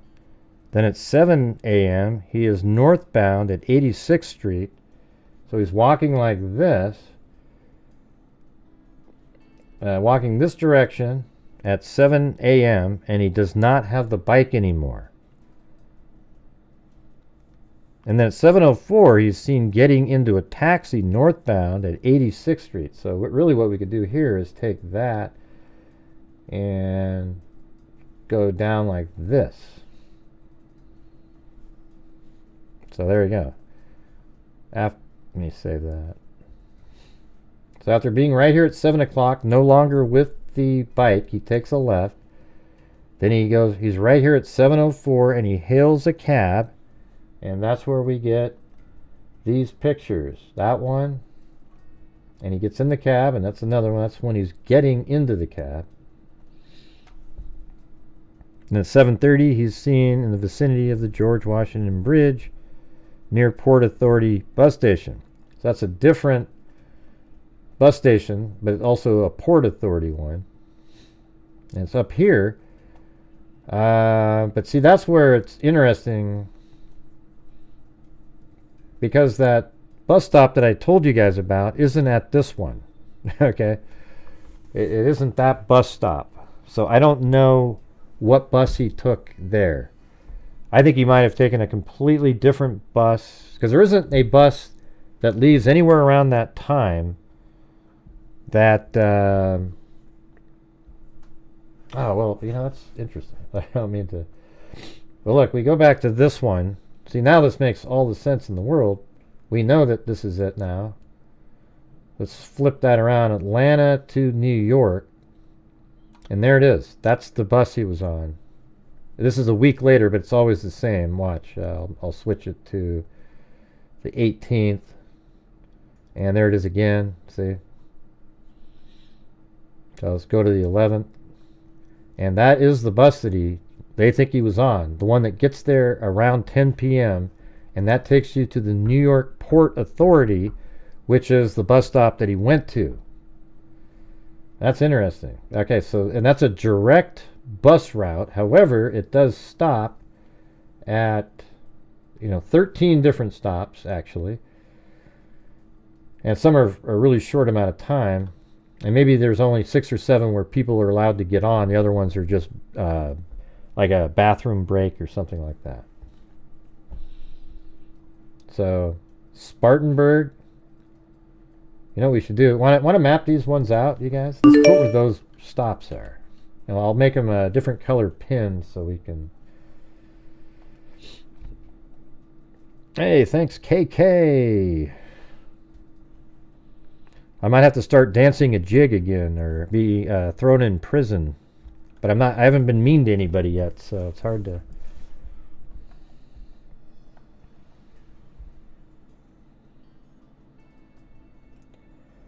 Alright, so let's just start it off in Atlanta.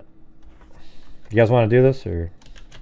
I'm going to do it regardless if you want to or not, but hopefully you guys you're on board. Alright, here is Atlanta.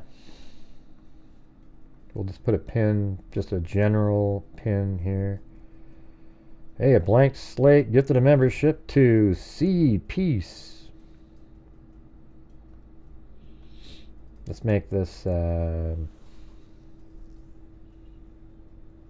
look at, they have a little bus right here, I think. I don't know if that's a bus or a train, or, there we go, that looks like a bus. Let's do that one. And then can I change the color to red? No, that was the label.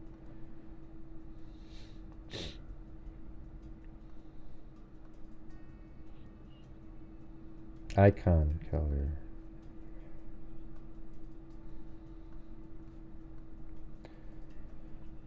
Yeah, I guess, can we kind of see that one? There we go. There's one, and that's where it starts. And then Spartanburg.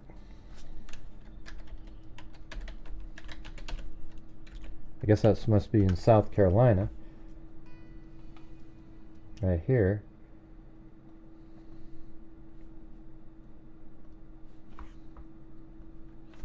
Guess we can just call that 2.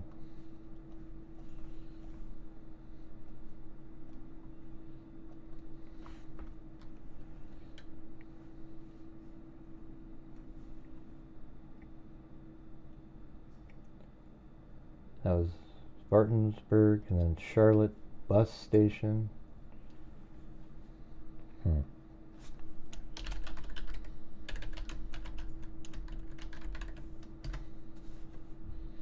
Okay, so I guess there's one in here.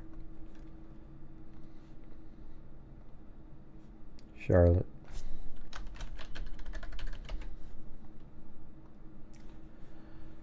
And the next one is Salisbury,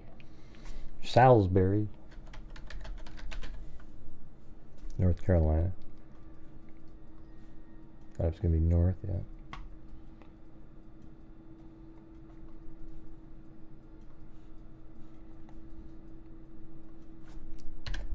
Four.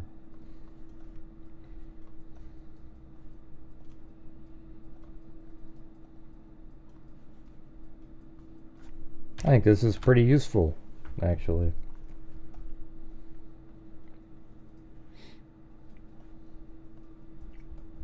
And then Winston-Salem, North Carolina. Should be north again of the last one. Yep.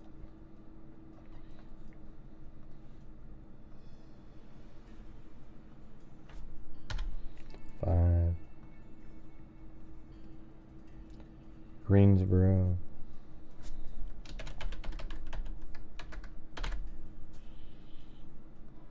A lot of bus stops in North Carolina. But now it's heading over east.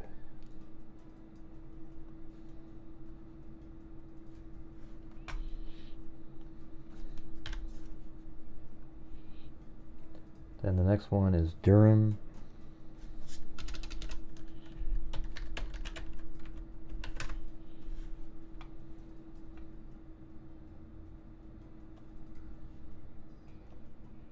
Doesn't seem like a real direct route.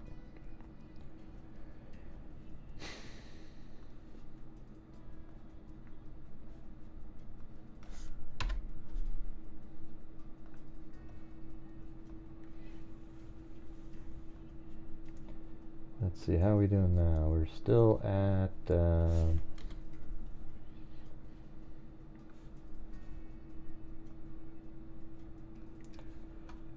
still just at like almost 50%, you guys, just barely above it.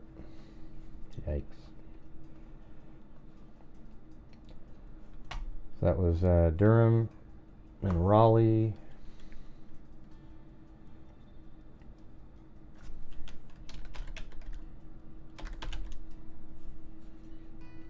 I'm just going to put the cities in. Weird, so it actually goes south for a little bit. That doesn't make much sense for a direct route. Is that really 8?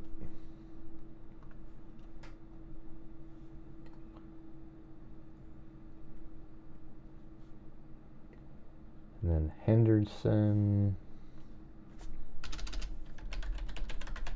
I guess that's another, must be north, right? There we go. 9.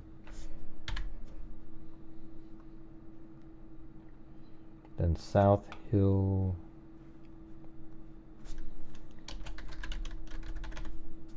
Virginia, maybe?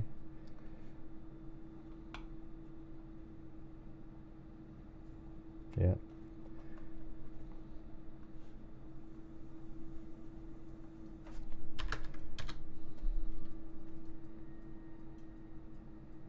I know, El. I got the information, El. I'm on the right bus. All right, thanks. 10. And Petersburg transportation.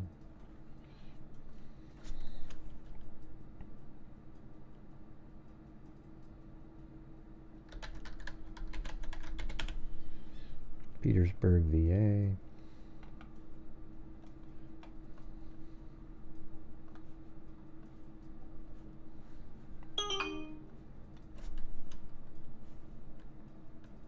Is this 12? Is that, man, I don't remember what number we're on. That's 11.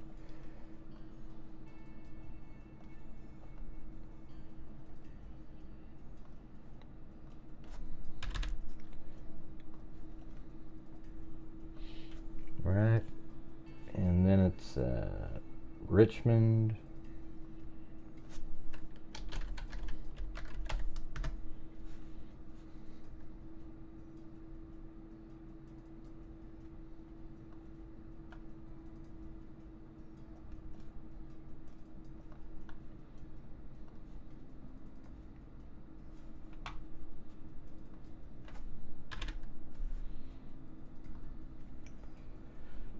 Alright, the next one is DC Union Station.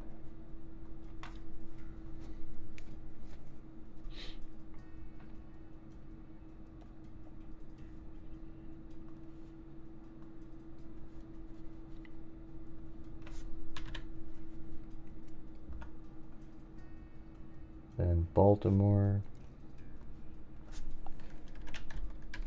So I think some of these they don't pick people up at.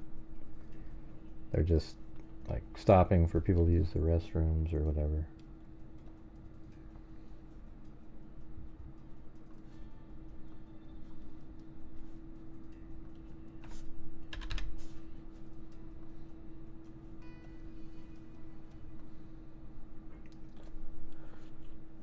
And then New York Port Authority. So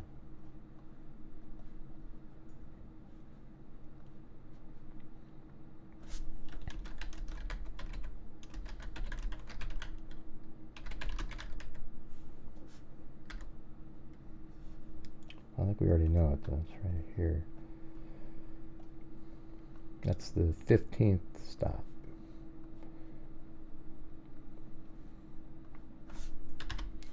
There you go.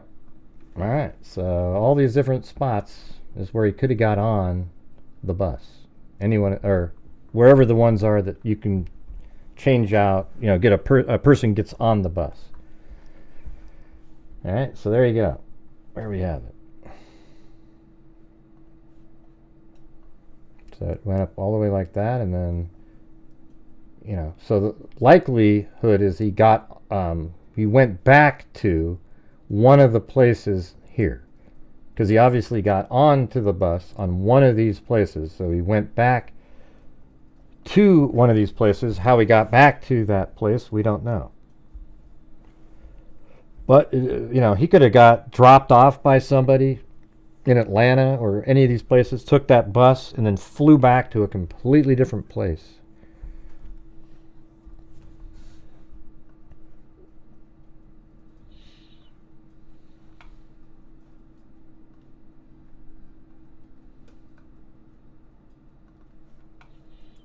All right, let me try. Let me see if this AP timeline is any different.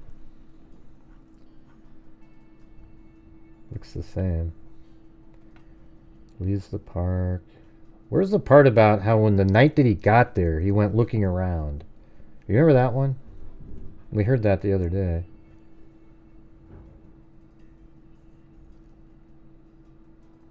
Stays until the morning of the shooting. He stays at the hostel until the morning of the shooting? Really? He stays there from the 24th until the 4th. I don't buy that.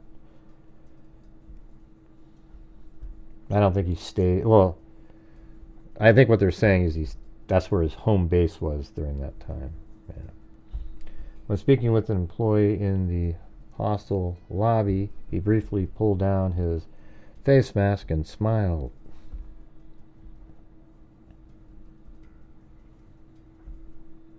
What are you talking about, LM? What do you mean crowdsourcing evidence like the monopoly? What does that even mean? Crowdsourcing evidence like monopoly money to throw off cops? No, he was just, if he wanted to, he was just throwing up cops by himself. You don't need to be crowdsourcing. You just put the monopoly money in there, and he... I don't know what you're saying. I don't get it. Said he came and went. All right, I'll try one more last attempt tonight, you guys. So on this channel, every single night I do these shows, and the freaks, which are all of us, help support my channel. That allows us to do all the great things that we do at the end of the month, and allows me to keep doing the shows on a nightly basis. If you can't afford to help support the channel, I totally get it. I mean, it's not the greatest times in the world still. And but if you can, I would appreciate your support in allowing me to keep doing these shows. So we've been doing this for a long time. That's what allowed my channel to donate $225,000, $250,000 since January of 2020 to our DNA fund, our scholarship fund, etc. But it's really difficult when you have a large number of people watching, and it's just sort of like, it's a struggle. You sort of wonder why. Is it the content, or I mean, is it like you guys aren't enjoying what I'm putting out, or what's going on? It's kind of I get mixed messages. I don't know what it means. It used to be where I have 300 people watching and do much better than I am tonight. And even any of these nights we've had with that many people, it should have been easy. UnitedHealthcare Investor Relations Web announced the conference and gave a phone number. A little social engineering could have gotten the details. You say that because I thought the same thing as you, but my ex-boyfriend was Secret Service. Oh, jeez, really? Oh my God! Everybody's an expert. Let's see. Crowdsourcing for monopoly money? Hey, thanks, CR. It's a tip wave. She's going for a tip wave. Will it happen or will it not? Who the hell knows? And I guess it doesn't really matter. So let's see. We got 538 likes. Not bad, not bad. Yeah, and if you're wondering, I mean, every time we do our donation nights, I prove it on the screen. So it's not like this one right here. 225.5 is where we're at. But we're at 46,000 this year, and it's out of the income from the channel. So it's painful, but hey, you know what? We got to make a difference in the true crime world.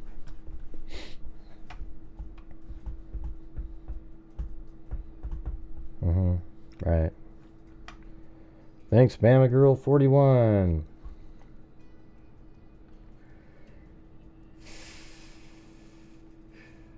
Commissioner Jessica Trish revealed that investigators believe the gunman left New York on a bus. Investigators say he entered the George Washington Bridge bus station, but have not found video of him leaving. The 7th Police continue to search Central Park. Scuba divers are seen scouring a pond. The NYPD releases additional photos showing the suspected shooter next to and in the back seat of a taxi.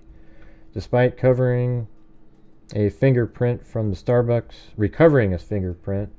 and sending items or DNA testing, police says, yeah, I mean, if this guy's never been arrested or in the military, there aren't going to be, or, work for a police force or something like that, there aren't going to be any fingerprints in the system. A lot of times back in the day, people would kill people that, let's say they were a prostitute or, sex worker, I guess, and they had, they would have had their fingerprints, so a lot of times the serial killers would cut the hands off of the victim so that their fingerprints couldn't be identified, and then somehow that identification traced back to them. Hey, thank you very much, Allie Cake and Cheryl Morin and Toxic Tink again, and Jen Spencer. Thank you very much. Appreciate it. Oh, it's just looping back and forth. That's right. I hit the wrong button. All right. Anyways, scuba divers I mean, here, I'll show you what my screen looks like, you guys. You want to see this? All right. So, well, let's see. Here, I'll make it my camera. So this is what it kind of looks like in here. There's my little exercise bike, etc. But here, look. Can I pull this back? All right. So this is what my screens look like. All right. So I got all these screens in here. Let's see. There's one on the left there. Then there's this one. Then there's that one. And then there's this one way over here, like that, right? So whenever I'm always looking at this screen here, right? This is the screen that actually has crap on it that you guys are seeing. But well, yeah, this one right here. And I guess I don't know, I can't really show you what it looked like for me, but the screen that you're looking at right now is the one that gets sent out to the viewers, right? So there's 4 monitors here. You got a light there, so it's pretty complex, It's not the easiest thing to do in the world. And so there you go. Yeah, so I have the screen on the right I use to monitor the stream. The one on the left has sometimes I have Facebook open in case somebody wants to get a hold of me. Then I have, it's just all the one on the left center is the one that's the staging area. That's what look it's for. Look it. Thanks, Sandy T. Shit. Alright, let's type his name in and see if anything news popped up. 24 minutes ago. That's Fox News. What did they say? An op-ed published in the New York Post on Sunday expressed anxieties about the state of New York in the wake of the brazen killing of UnitedHealthcare CEO Brian Thompson. I think what's more disturbing to me is in this case, is the public sympathy for the killer. Like they know why he killed.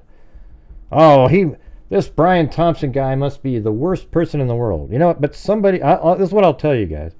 Somebody has to be the CEO of the UnitedHealthcare, right? And his job is to make as much money as possible. My concern is, should insurance for healthcare even be part of a profit company? Wouldn't it just be better if we had non-profit insurance companies where, sure, they make some for the overhead and whatnot, but the majority of the money goes to healthcare? There isn't like for example, if UnitedHealthcare makes $100 billion in profits one year, well, that means $100 billion of that could have gone to healthcare for people, right? So it's like, okay, well, let's figure out a better way to do this, maybe. But that's his job there. And while we all think it sucks, you can't have people going around and just blowing people away. The karate instructor thing is a different story to me, because he is that was his kid, and this guy assaulted his kid, and that's just a different story. This is something different. This is a CEO of a company who's just doing what he's paid to do with because it's a publicly traded company. It sucks that that's the way it is, right? So I think that's where I think this case has really sort of opened the eyes of people to just that element. That's something that people just don't think about that much, is that the profit angle of insurance companies and how their incentive is to not provide coverage. Because every time they provide coverage, that's dollars out. And we got to get to a point where that isn't the case. Why not have a UnitedHealthcare that is a nonprofit? I'm sure that, maybe there's $10 million a year spent on people's salaries to do various things, etc. But there isn't a profit motive at the end of the day. It's just purely, hey, we've got all this money in here, and this is what we got to do. Maybe one year there's some money left over because we're healthy. Then you add that to the next year's money, and then maybe one year there's people sicker than people other years. I don't know, man. I don't know. There's probably people that are a hell of a lot smarter than I am that are trying to figure out. I mean, obviously people have been trying to figure out the healthcare thing for a long time, but I can tell you also it shouldn't be. I'm not for. I don't know. It's kind of weird. I don't want to be socialized medicine either because it gets to the point where it sucks. Okay, you have to wait months and months to get anything done, and it's just. Yeah, they're going to call in at some point. Why did you need somebody to call in, Chantel, or? You seem really pumped up about that.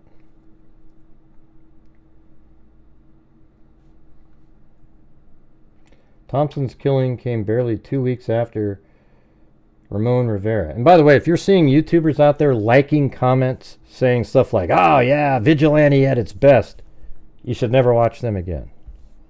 Okay? Because law and order here is the key to a civilized society.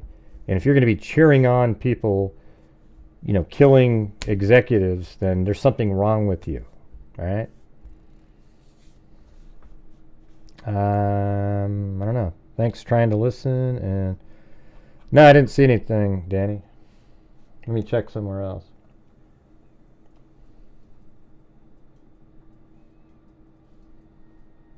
Yeah, no, I don't see anything from you. But thanks for thinking of me.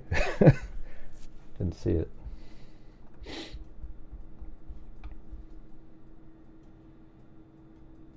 No, thanks for the Heidi and Danny for more of the coffees. Also, I think Amy. And then also Jennifer. And then we've got Lillian and Nancy and Kim on PayPal. Thank you. Oh, and coffee. I think I just said you then, didn't I? I thought you said... like it was on screen or something. Yeah, I got it. Thanks, Danny. Got the coffee. Said, thanks for the great streams. Appreciate that. Yeah, it must have popped up on the screen too, right? I just didn't see it.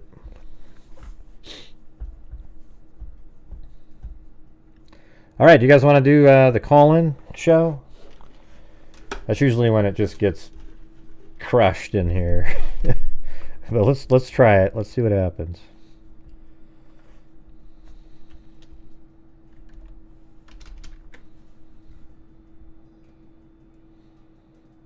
Are you going to be calling in, Chantil? Are you calling in?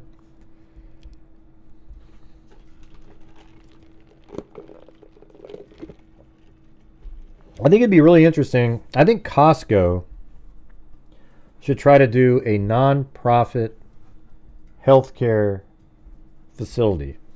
I mean, wouldn't that be amazing? Like, just use Costco and, sure, you still pay your same rate and everything, but there's no profit motive of that portion. I think that'd be pretty amazing to try it out, see what happens.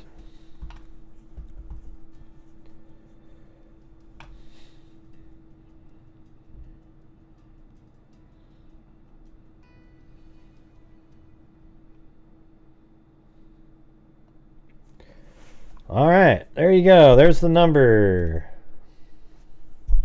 Chantel wanted everybody to call in, so hopefully she's the first caller. Where are you, Chantel? Where are you?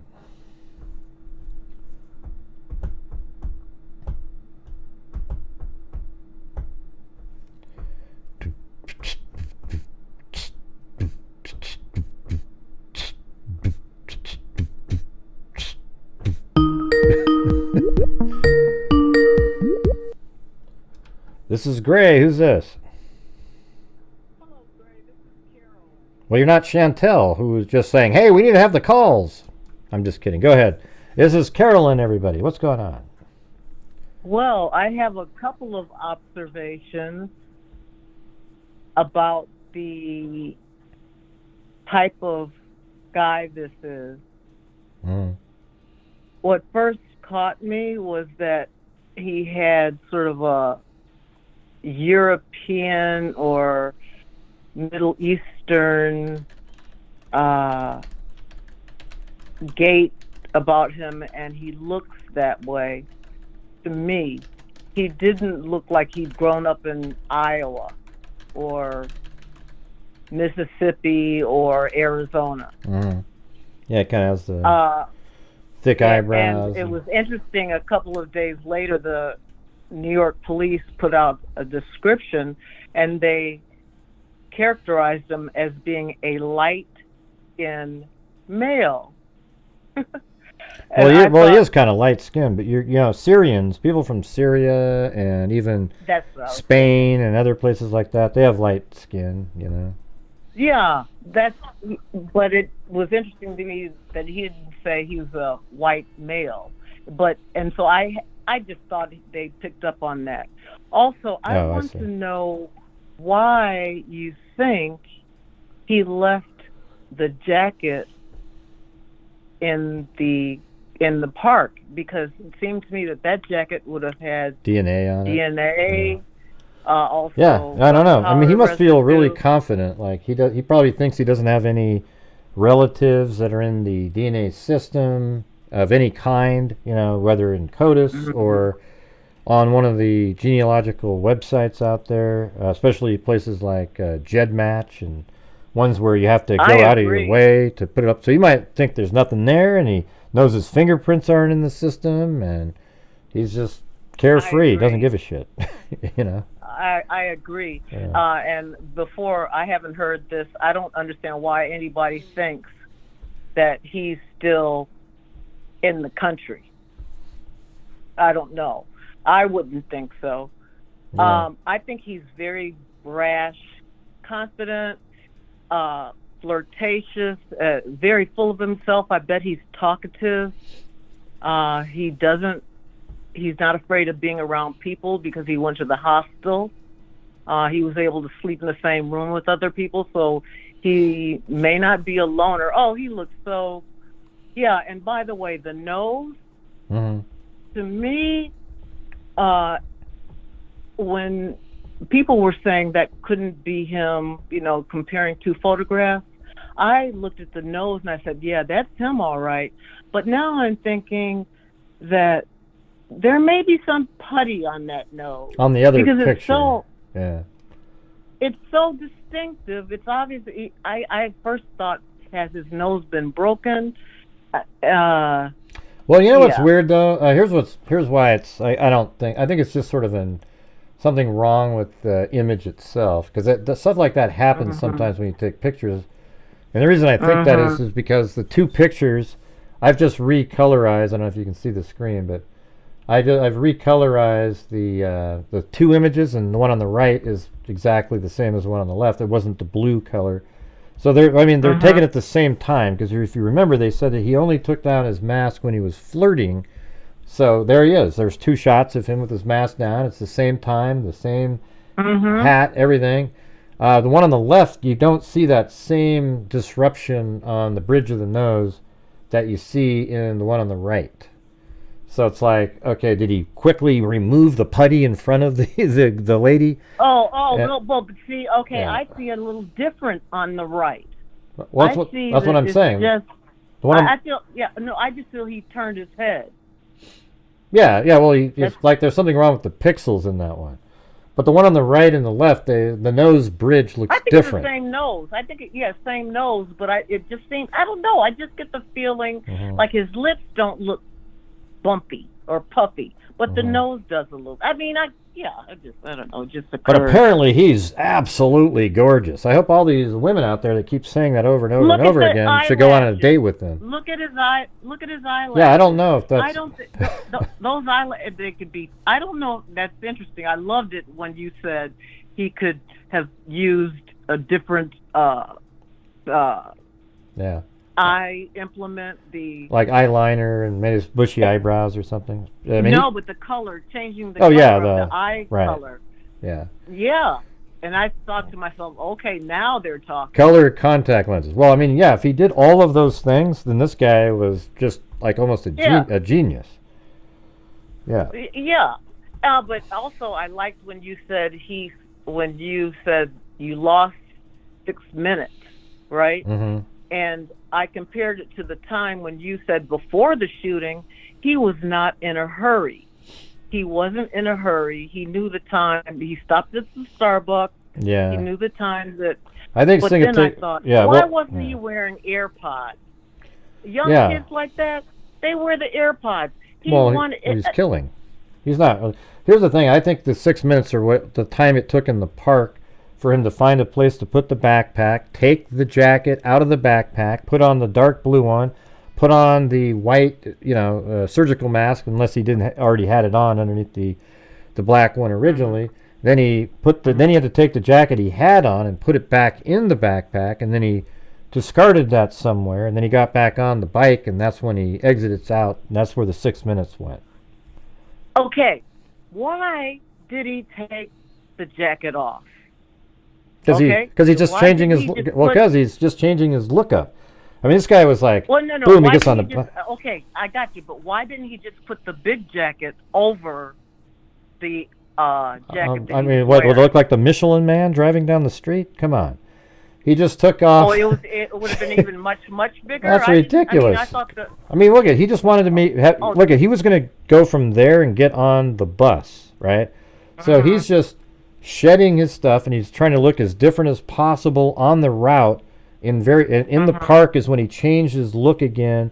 Then he got on the cab and he got up to the Greyhound bus station. Now he's has a white mask on, a blue jacket, and he thinks, okay, because he knows that they're going to try to track him down, and he's doing everything they can. It's going to slow it down many times. Yeah. Okay. Let's talk about that time when he left.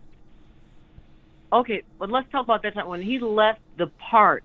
I guess he wasn't in a hurry, or he hadn't planned to leave because he could not be certain that cabs would be there. I'm sure he expected to get a cab within 1 minute, but it wasn't certain. It wasn't like he had a bike parked there. And I'm wondering, what do you think about that? That he had a bike parked at the. No, when he left the Central Park to hail the cab, he didn't have anything set up there. We don't think no one was there. So no, this guy's by himself. Not in that much of a hurry there. He had a controlled way to get from that point. Well, no, he just got after he left the park. He came out about 6 minutes later than he should have. So it was 44. He should have came out. He should have probably came out in this area at like 40. Let's see, 44 to about 52. But he came out at 6:58. So, anyways, he came out at 6:58, and then let's see. That's right. So he got rid of his bike, anyways, on West 185th Street. Then he walked north, and at 7 o'clock he didn't have the bike with him anymore. Then he walked west a whole block, and then he just hailed a cab. So he's kind of like leaving the bike, and then he turns and he goes over there. Then he hails a cab at 7:04, and then he takes that cab all the way up to the bus station. And then around 7:30 or so is when he arrived up there. Because now it's rush hour, 7:30 in the morning, people are moving around, etc. Yeah. Yeah, it's pretty crazy. I think he's brazen. I think he's such a confident kind of guy. I'm sure he's high tech. I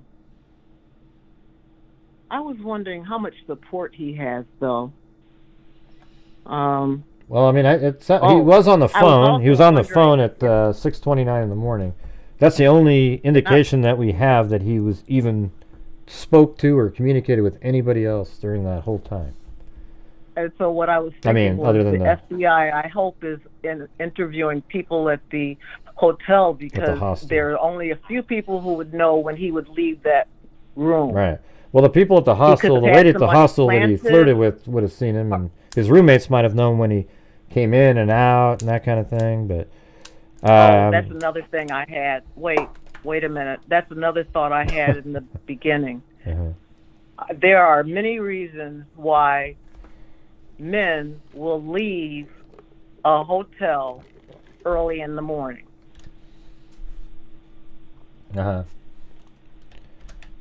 Because they're leaving early because they need to be someplace else. I don't know. I don't want to say it out loud, but I think you may understand me. It could have been a place where he was not expected to be. Yeah.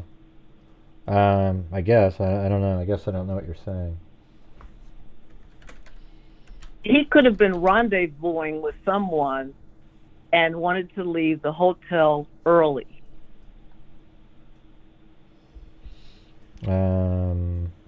Maybe. I don't know. I just think he's by himself. There's no indication that he was with anybody else.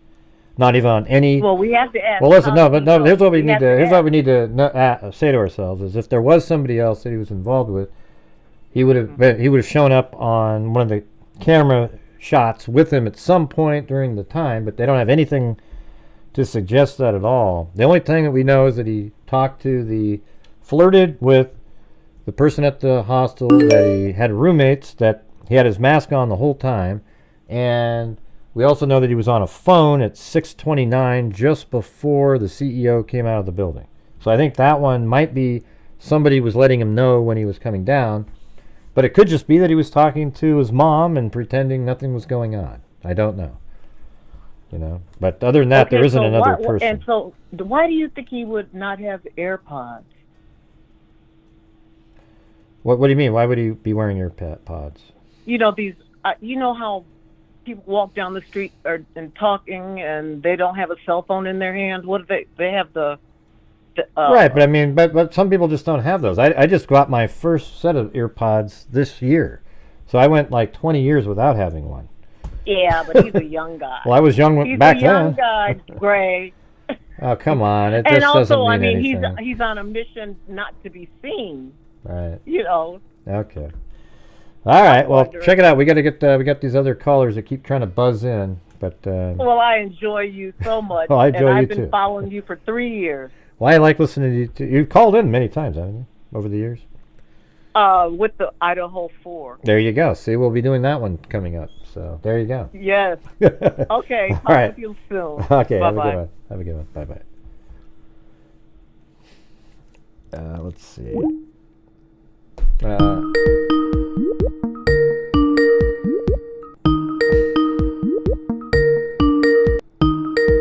Hello? Hi. Hello, who's this? Yeah? What's going on? I saw you thought that perhaps he was, not a killer who was exacting some kind of revenge. What do you think he was doing, and do you think this was his first time at killing somebody? Well, I don't know. I wasn't saying he was exacting revenge. I thought it didn't look like he was exacting revenge because he was so calm. If you're somebody, let's say your mom was supposed to get health coverage and they didn't get health coverage, and you blame the healthcare CEO of the healthcare company. When you went and did something, would you be that calm, or would you be angry like, "Hey, look at my face! You killed my mom!" This guy walked up, did some shots, and he just walked away like he was, grabbing a newspaper off of a table. There was nothing. I don't know what. So for me, it's not that. It's either a political motive, or this guy is like some new, crazy serial killer of like a Dexter type who's just starting off on his mission to take out heads of organizations that are deemed not ethical or something. Something like that. I don't know. No. This guy's weird. It's a weird one. Yeah, no, I'm going with what you're saying about that. That's why I was asking. Do you think it's his first time? I mean, what kind of person could possibly be able to do this? Like a trust fund kid? I mean, he's not that old. Well, I'll tell you what, it is weird how calm he was if it was his first time. But it definitely could be. He could be a sociopath. And he'd be, that's what a lot of the serial killers are, right? So their first time, they can remain calm. Because for them, they don't really feel like the same stuff that other people do.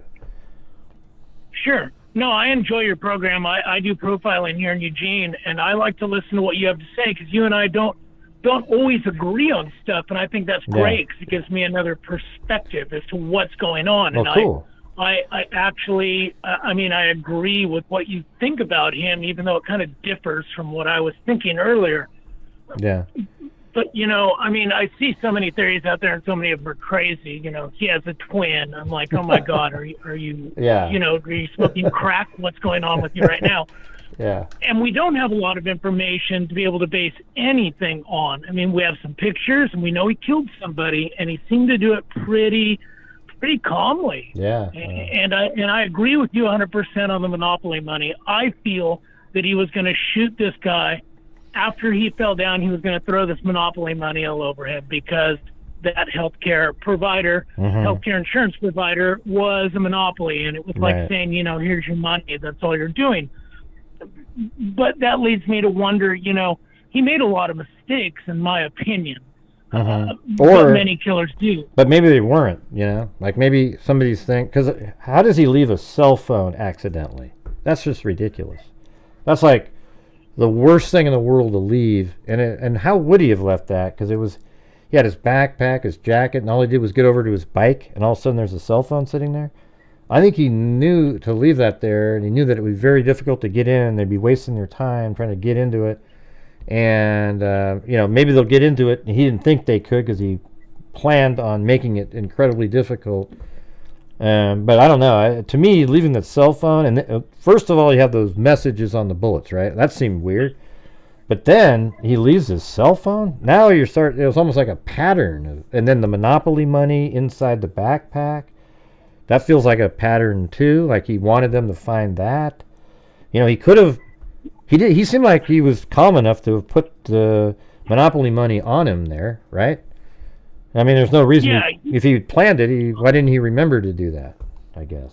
Well, looking at that one little bit of video, we have so little information.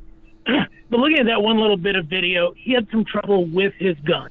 And that may have thrown him off his little game, and he decided that he had used up too much of his time for whatever time he thought he had. You know what I mean? That may have put a lot of pressure on him. Like, it appears he's still trying to quick. clear the gun. Something's not working right. Yeah, but it still only takes like 8 seconds anyways, So it just seems like he should have been able to,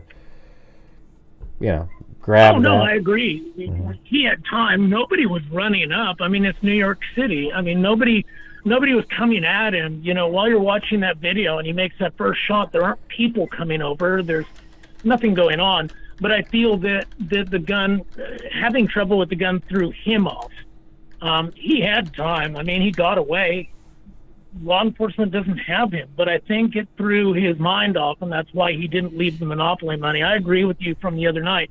I think that money was meant to be left there as part of his either red herring motivation, or just, I think that was, why would he leave it in the backpack? I think he had a purpose for it besides that. Yeah, and the whole thing about, somebody that is not a vigilante, that's more like what this guy might be, but somebody that has something that happened to a family member, are they really going to sit there and put messages on bullets and carry monopoly money? That's not what you would do. You'd be so angry you couldn't wait to do what you're going to do, and you wouldn't get there a day. You wouldn't even have cared if you got arrested, to be honest with you.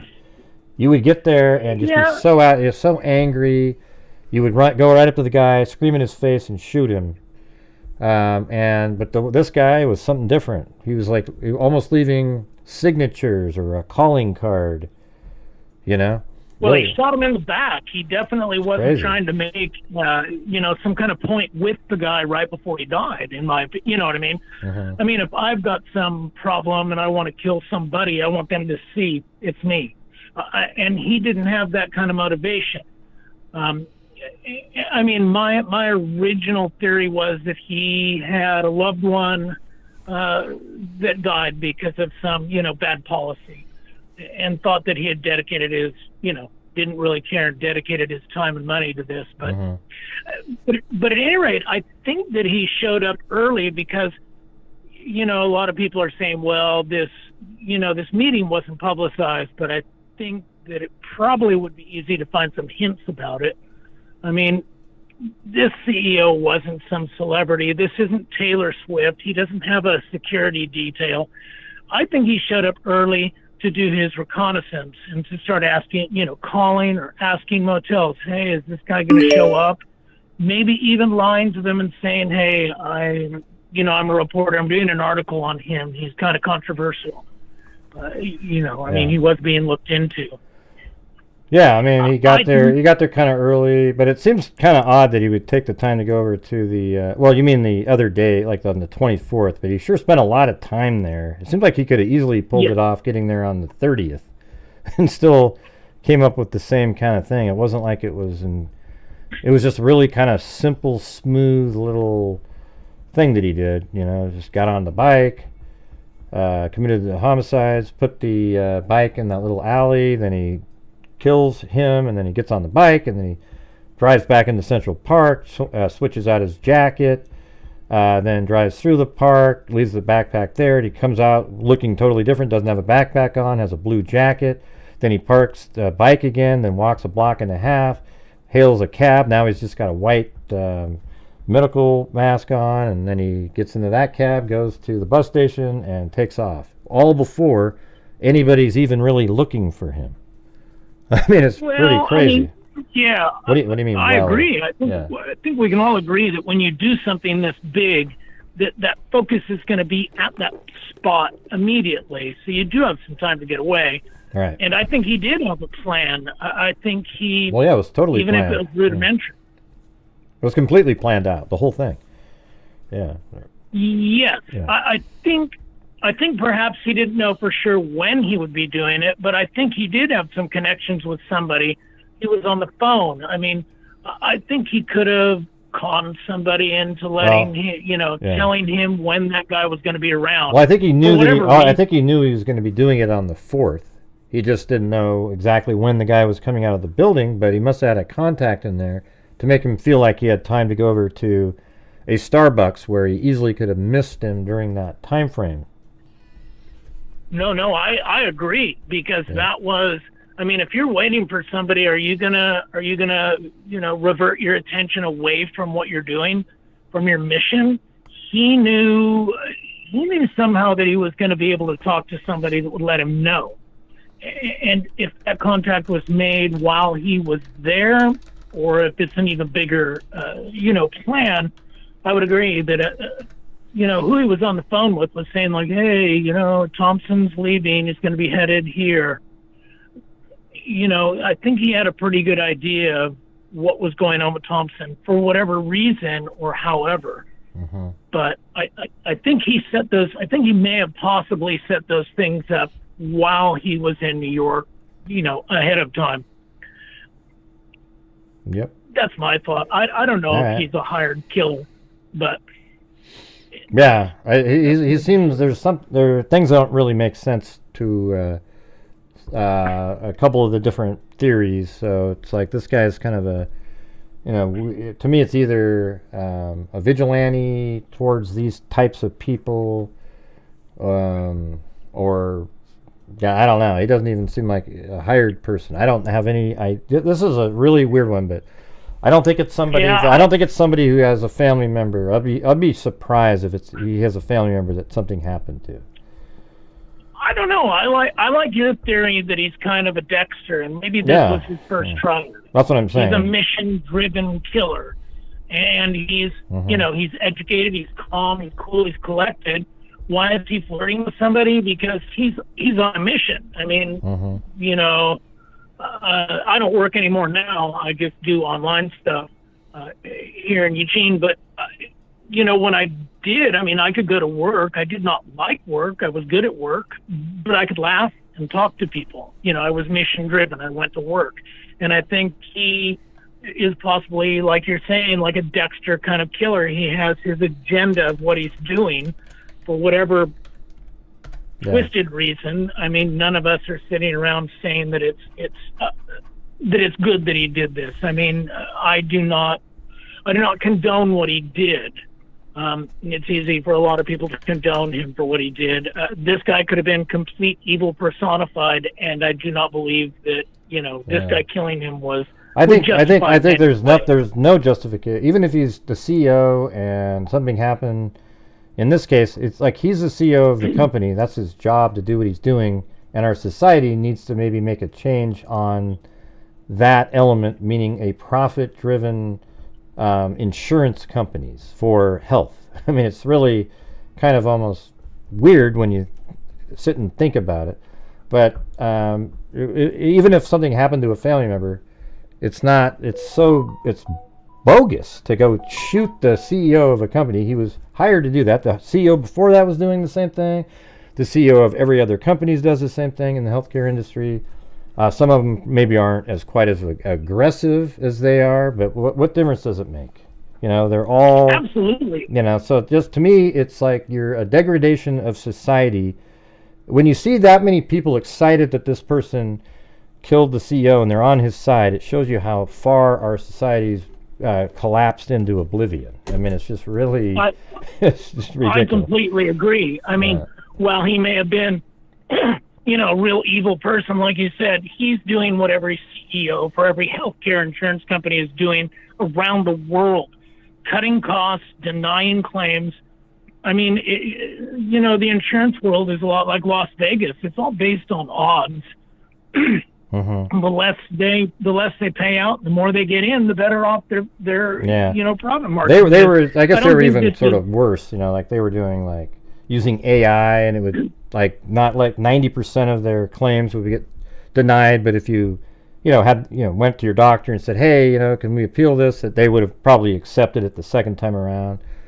And they're just hoping many people don't do it. It's almost similar to when people say, hey, call this number and give us your ID and we'll give you some money, and 1% of the people do it, but they make I don't know, it's hard to explain it, but these they're just banking on, it's like a rebate. When people get a rebate to buy something, about 50% of the people don't actually send the rebate in, and they're planning on that. They're planning on a lot of people not doing that, and so that's kind of what they're doing here in the insurance world in reverse. I get it. We used to have gift cards along the same exact lines. Follow me for a sec. Gift cards. People would get gift cards and you wouldn't use all the money, and then they used to close your gift card out quickly because they knew that the majority of people would never use all of the gift card or wait too long to use it. So they were trying to use basically like an algorithm to make more money. And I get what you're saying exactly, is how many percentage of people were told no and didn't try ever again. Right. They just figured they couldn't get it. I feel like I understand what you're saying, is that that was chiseling, chipping off a little bit of that problem, that, profit loss is, sure, like you said, people would be like, okay, well, we're going to try again. How many people just said, oh, okay, I guess I can't get this. So for every one of those people, they gained money. Mm-hmm. Yeah. But yeah, they're just kind of planning. I don't know. This guy seems like a beginner to me. I follow a lot of crime. I watch a lot of crime. I profile up here in Eugene. He made a ton of mistakes. If he was professional, he made just a ton of mistakes. You're in New York. Maybe. I'm in Eugene. No, if you're going to commit a crime, keep your face covered up. Right, but I know his only mistake was when he pulled up that mask for a couple seconds. But other than that, all the rest of the stuff, we don't know. We don't know if he intentionally left the bottle. Everybody knows about DNA these days. He just knows that he's not out there, and he's just like, it's not, I feel good about it. He's not nervous. He just wanted to change. He wanted to slow them down finding like where he was last seen. It took him like 3 days, it seems like, or 2 days to say, oh yeah, he went on that bus over here at the. Well, hell, he's long gone. He's wherever he was going is where he was by the time they figured that out. So, oh yeah. I think. I mean, my thoughts. None of us know, but I mean, my thoughts are, if he went to the bus station, he took whatever bus was leaving the quickest, no matter where it was going. And then he got there, and then he, like your little GPS thing, he recalculated and went home. But I just, and I'm not trying to say I'm a mastermind at figuring anything out at all, but he seemed to have just made a lot of mistakes, in my opinion, to have been a hired killer. I mean, and then you get other people saying, well, he did these mistakes and nobody would think he was a hired killer. And I'm like, I don't know. That seems pretty detrimental. I mean, I don't know. I guess we'll see when it's all said and done. I mean, if they find him using forensic genetic genealogy or IgG, they're going to, then I'll just go, oh, well, then he's an idiot. But if they don't find him in there, that means he knew that his family doesn't have representation or even relatives in the system and isn't nervous about that. He also knew that he wasn't arrested, so his fingerprints aren't in the system anywhere.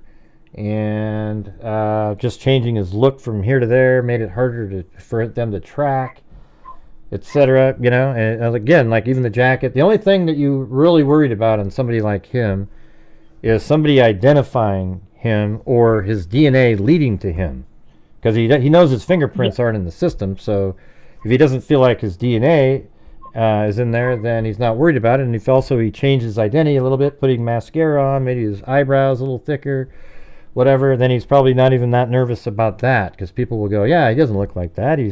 And what if he, it's just. Then it's like everything he did didn't really matter. It was just really about trying to make sure that he was changing his disguise as he was leaving, but didn't really care if anybody found anything he left behind.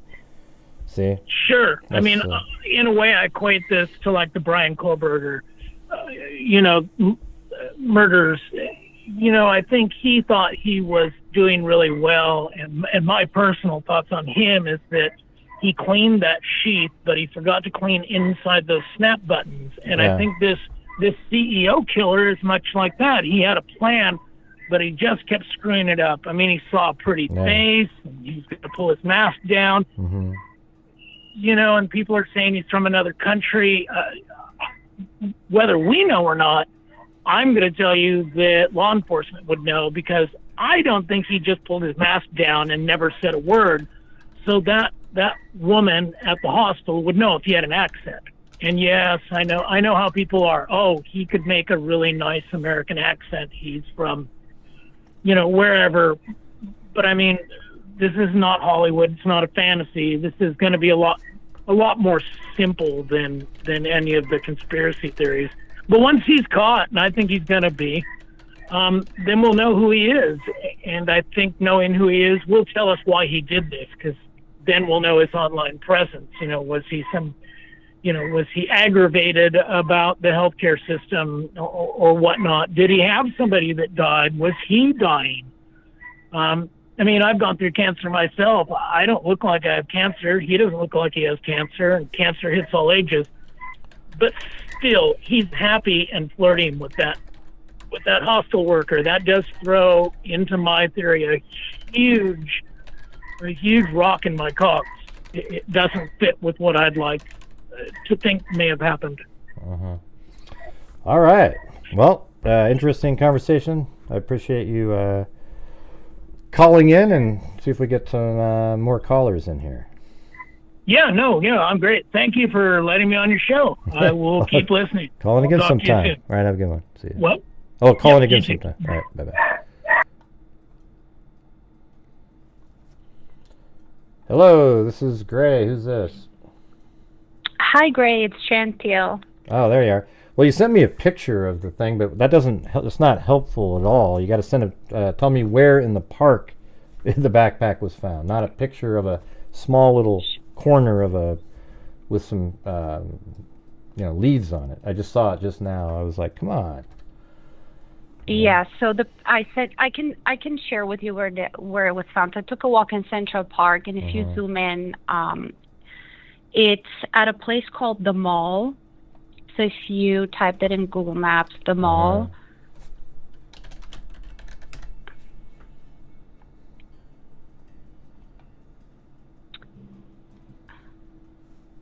Yeah, the Mall. There is this little terrace there that has, can you zoom in? I can't see the... Yeah, I don't know where it is right here. The Mall? Or to be more precise, just right type here. in... Well, there's the Mall right here, see? Right there. Yeah, okay, so to be more precise, there is an area called the Wisteria Pergola at the Mall. So Wisteria, it's W-I-S...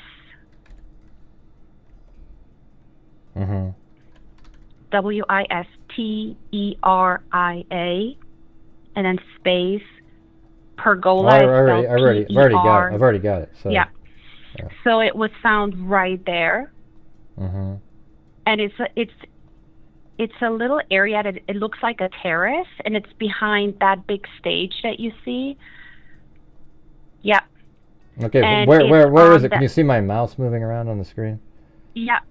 So where is it? It's if you take the mouse and behind the stage, so go down a little bit, down, down, round, at the entrance right here, where those bushes are, down. No, you have to go further down with the mouse.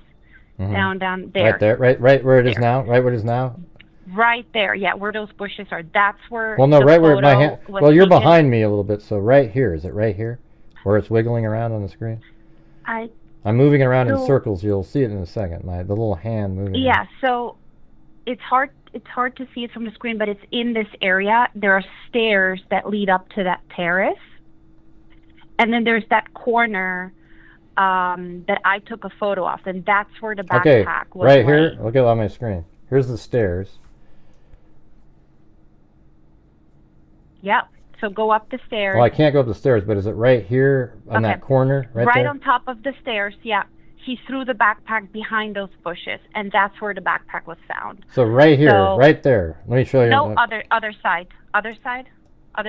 Over on this side over here? So, go to the other side. Well, I can. I'm telling. This is all I can see. I just showed you where the bushes are. There. Right. There. Yeah. I was already there.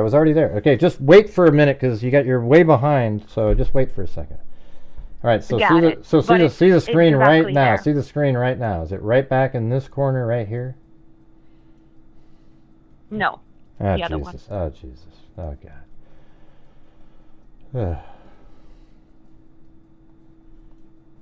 I don't know where, but you said the other one. I was already on the other side, so it's on the left side of the stairs, walking up. Is that what you're saying? Left. Okay. Left. All right. Now I have to go all the way back. I just flew up into space here.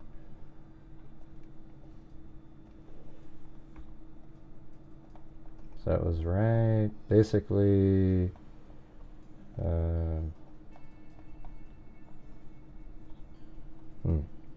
Just a second.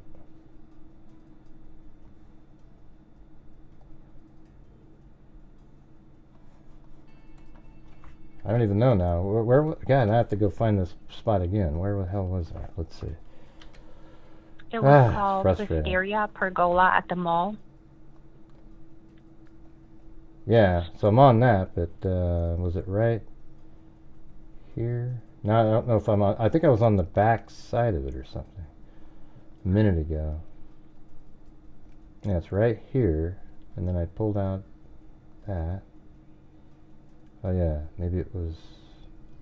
Oh yeah, right in here. There you go. Well, no, but that doesn't look like it. Where that stage is, that wide stage? Yeah. Yeah. Okay. So, yeah. No, I don't know where it is. We just had the stairs that you had it on, but now it's not in the same spot anymore. So that's the white stage is it right here, right? Oh, and it was right there, this little intersection, I think. Right here. There we go. Correct. So it's right there, and then there's the stairs. Okay. So if I go back out, And use the map again. I just want to make sure we put it in the right place. So we were actually really close. So it's only like 100 feet away. So maybe like right in there. All right. So how did you know where that was? You know where the backpack was? That's where the backpack, and inside the backpack was the jacket, right? Yeah, so I mean, obviously the images on the TV, I take a lot of walks in Central Park. I have a small baby, so I take a lot of walks with my stroller. So I knew exactly, just looking at the TV, that this was the mall in Central Park. And as I walked by there yesterday, that terrace that you see on your maps is actually closed out, but interestingly enough, it's closed out on the other side, so the opposite side, and it has the crime scene tape. However, I knew that the backpack was not located there, as it wasn't matching the images on the TV. So I went back to where the stairs were. There's a video of a police officer peeking down towards the bushes on the stairs, and as I peeked down, I pretty much compared the image that I sent you and took a photo of it, and if you line them up, they match up. Well, yeah, exactly. You can see it. You can get the little green bush in there and everything. Yeah, and the little that's exactly the spot where they found. And it's so interesting that they just kept it open. It is not closed out. It has no crime scene tape. Anybody can just walk up there. And that's how I was able to see it.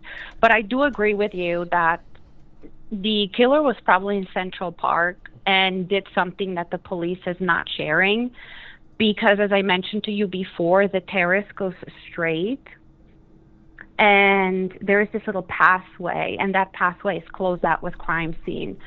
And I'm not sure if the killer moved forward with his bike on that path that ultimately leads to the pond that is close to the boathouse, and the NYPD has been having divers in that pond for the past 2 days, and always on the same spot. Well, and I walked by it yesterday. I walked by it today. When you say the pond by the boathouse, which one are you talking about? So, do you see that big pond? There's a big, so that, keep going straight. There's the pond. Keep going, no. What do you mean? What do you mean? I wasn't even moving. I don't know what you're looking at, but I wasn't even moving when you said that. So, anyways, just what's the name of the pond? Do you have a name of it, or? Type in the Central Park Boathouse.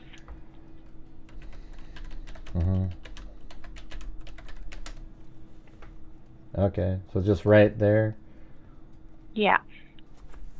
So, do you think he took his bike up into those areas? Like when he put the backpack, he must have ridden the bike inside there to put the backpack, and then he got back on it again, right?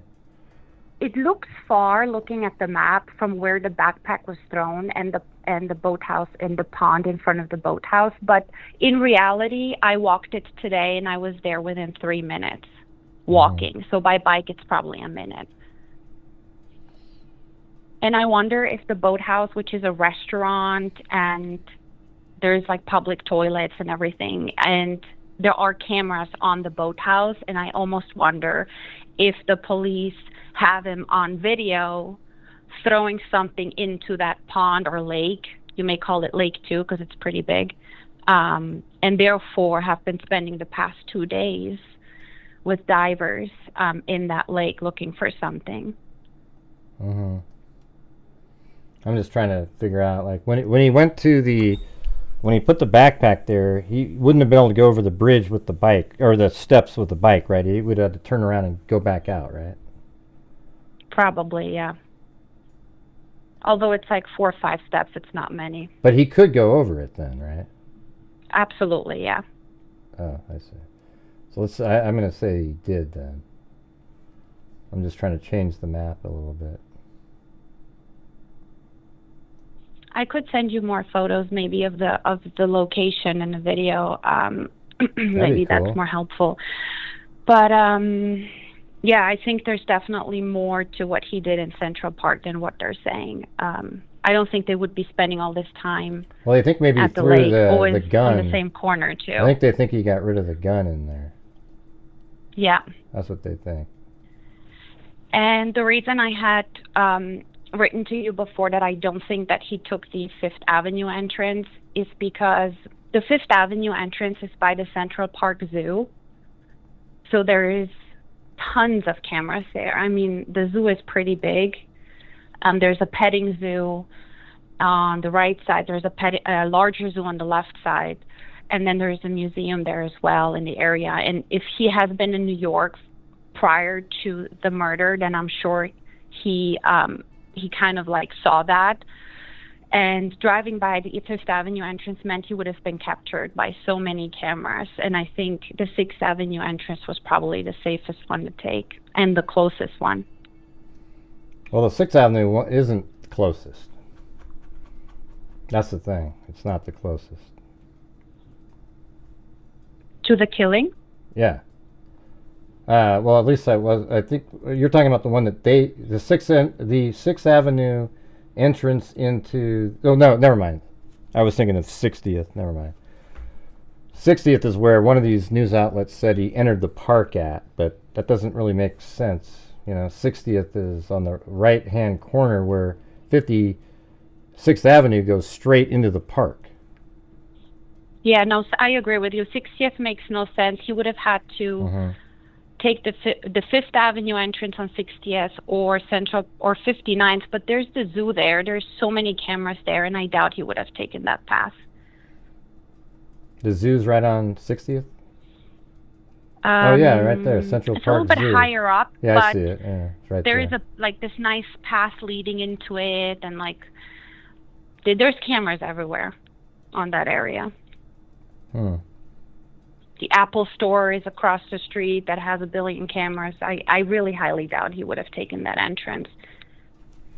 Yeah, do they have a lot of cameras inside of Central Park itself?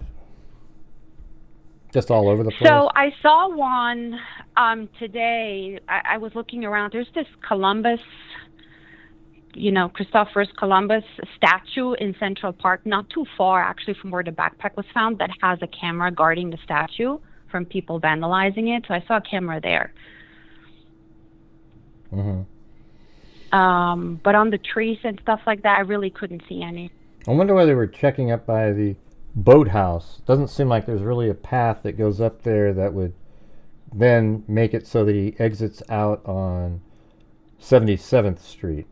That's right after you go over that stairs that you're talking about, and you take a quick little right, and then you're on Terrace Drive. That takes you right out to 77th. But I guess he could have gone up there and then turned around. But also on the entire way out on Terrace Drive or West Drive, he could have thrown something in the lake, it's called. But you're saying said that they were searching over by that boathouse though, right? Yeah. So do you see that green circle that says fountain? Yeah, Bethesda Fountain, yeah. Okay, so that right in front of that there's the water, right, the edge of where the water starts, right there are the divers. So right there. Well, that's close then. He could have pulled that bike right into I guess that time in the morning there probably isn't a lot of people hanging out at it's 7 o'clock or around 7 isn't that late or early, in New York. Shit, there could be all kinds of people around. So yeah, I guess he could have went in there, thrown something in, and then exited. But yeah, the path that I have goes right by that. The fountain is actually empty, so if you keep going, I don't want to just keep moving around. Yeah, I don't. Okay. It's not going to work. It doesn't work because there's too far of a delay. I don't want to do that again. But they're pretty much right there, and they have been diving around the same spot too. They haven't even gone deep into that lake. They're always right there. Yeah. So searching. Right there. Yeah. Lake. Yeah, I think I wouldn't want to be somebody searching that lake regardless. My God. What do you think's in that lake after all these years? Give me a break. It's pretty shallow, and in the summer you can rent a boat, and tourists and even we locals take those boats and just go around. But though, as you can tell from the maps, the water, that's actually the color of the water. You can't see anything through the water. It's pretty dirty. But I can tell you the boathouse has cameras. I checked today. The restaurant has cameras. The public, everything has cameras on that boathouse. And given how much time the NYPD has spent on that lake, or I should say actually that exact spot, I'm just convinced that they have something on camera that shows him throwing something and they're trying to find that object. Yeah, that sounds reasonable. If they just keep searching and searching and searching. They probably, what they need to do is drag, you know what, if they were smart, they would do what these magnet fisher people do and just have about 50 magnets out there and drag it in and see what you pull in. That would be a smart way to do this, because those things are incredible. They grab anything metal, and maybe that gun, is it made out of metal? I mean, it looks like it's made out of metal, but it also could be some kind of composite or something. I don't know. But yeah. So it'd be cool if you. Why don't you drive out there and film the people in the lake searching around? Yeah, and another observation I wanted to make. I know a lot of people mentioned the color of the backpack was so different. I had the chance to go to the Starbucks where those photos were taken, and I can tell you, when you take a photo with your iPhone, the colors are much darker. So it just goes to show you how washed out that Starbucks camera is. So the backpack as well as the jacket may have been much darker than what it actually appears on the so maybe we need to do photo. Like let's see, maybe make the contrast higher or something. Let me see if I did it on this one up here. Yeah, I'm supposed to be on that one. Okay, hold on. This one. Image adjustment, brightness. And even the same with the photo of where they found the backpack. If you compare it to my photo, you can see, just looking at the leaves, my photo, the leaves are like very orange and much more colorful than the police. The police's photo, the photo is very washed out, and the leaves look. Yeah, well, they're also taking it off of a video. So it's very tricky. Well, they're just taking it off of a video still frame, so that's even worse. Yeah. Because you got to find one that doesn't look that bad, but I think that. All right, that was it. That was my observation. Well, cool. I think you should. That'd be cool if you could send. So now we know where the backpack was found, and then if you have the ability to, it'd be cool to have video if you want to of the people searching. You know where they're searching. Yeah, I can send you something. I'll send it to you now. All right. Well, sorry for the. There's a delay of like 15 seconds. So if I'm showing something on the map and I've already moved it, you might go, yeah, right there, but I've already moved it away, and then it's like, what? It gets really difficult. All good. If you do a Zoom or all something, if there's a Zoom call, then you're on the same time frame that I'm on. Mm-hmm. So, all right. Well, thank you. All good. Very all cool. Right. Thank Appreciate you. It. All right. Bye-bye. Have a good one. Bye-bye.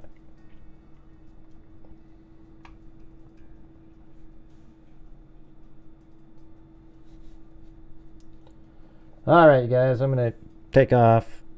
Appreciate you guys being here, but let's see if you could hit that like button on the way out the door. That'd be sweet.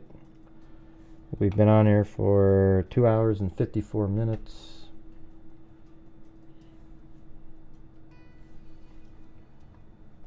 Didn't reach the goal. Thank you to Toxic Tink, Herbert Landscaping, Alan Albert, Body Blow Biscuit Butter, Paul K, Alley Cake, Gloria Batari, CR, Bama Girl, Brown Eyed Girl, 714 Gifted 5, then C Peace, Peony and Penny and Rose maybe, Lynette Eades, Madison Anderson, Cheryl Bullock.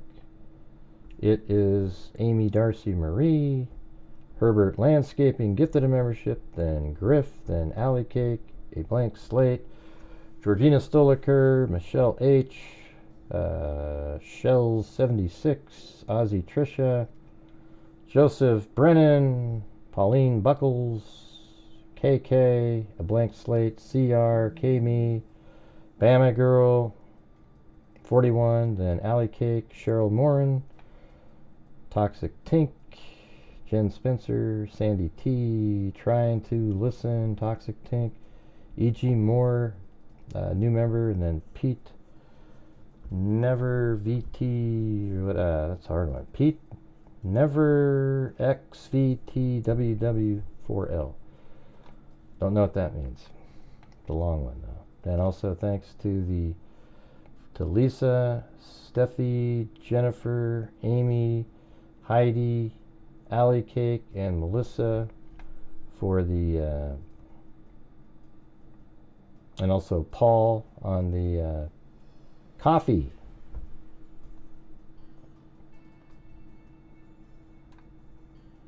What are these people?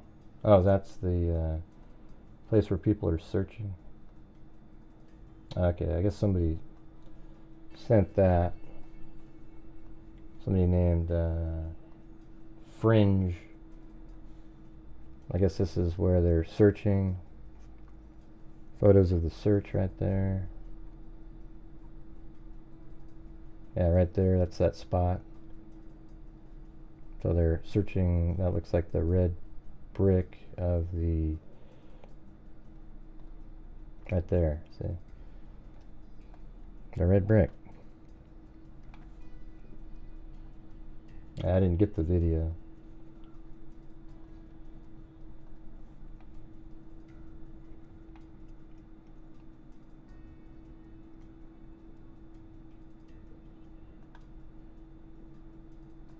Oh, that's you. Okay.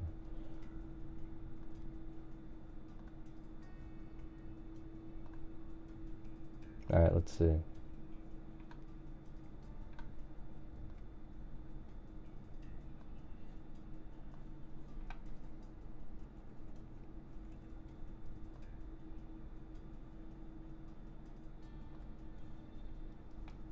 Hey, thanks, Bren Manick.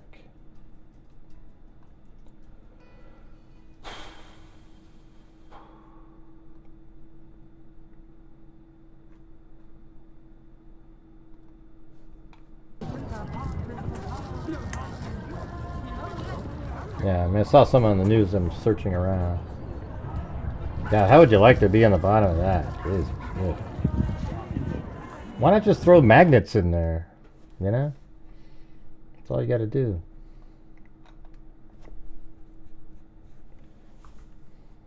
All right. Well, thanks everybody for being here tonight. Appreciate it. Thanks all everyone who's supporting the channel. I guess what we could do is a quick little, you know, just look at it like this. He arrives in town on the 24th, and he gets there around 11 o'clock at night, and he arrives right here at this Port Authority bus station. Then from there, he takes a cab and goes up to the HI New York hostel right here. And he's there, and that's when he revealed his face in a flirting moment. Probably early on when he got there. Then on the 4th, he leaves at 5:30, and they think he's on a bike because he ends up in this area at 5:11, or 5:41, I mean, walking around in this area. Right down here, as a matter of fact. Right here, it's 5:41, he's right here, and he's walking back and forth. Then he goes over to a Starbucks at 6:17, and then at 6:19, he's walking this direction. And I think right after he does that, he cuts across like this.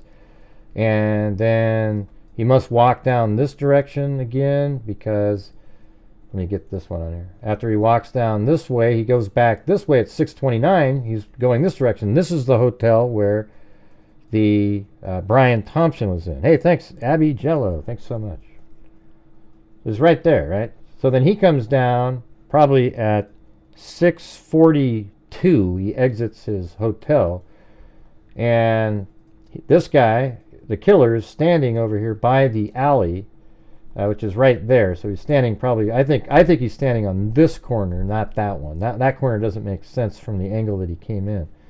But he's waiting for him, and the guy in the light blue jacket.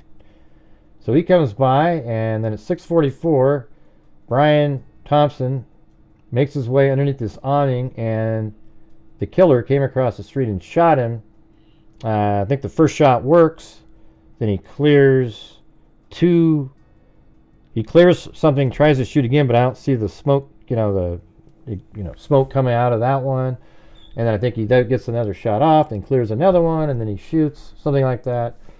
And then after that, so from here he walks like this, shoots, then goes back this way.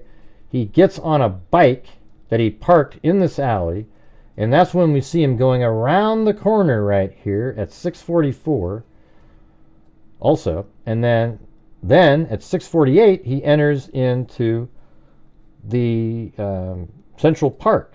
Then he heads up this direction, and then apparently he dumps the backpack right here by these steps, then goes over here, and they think he threw something in the lake.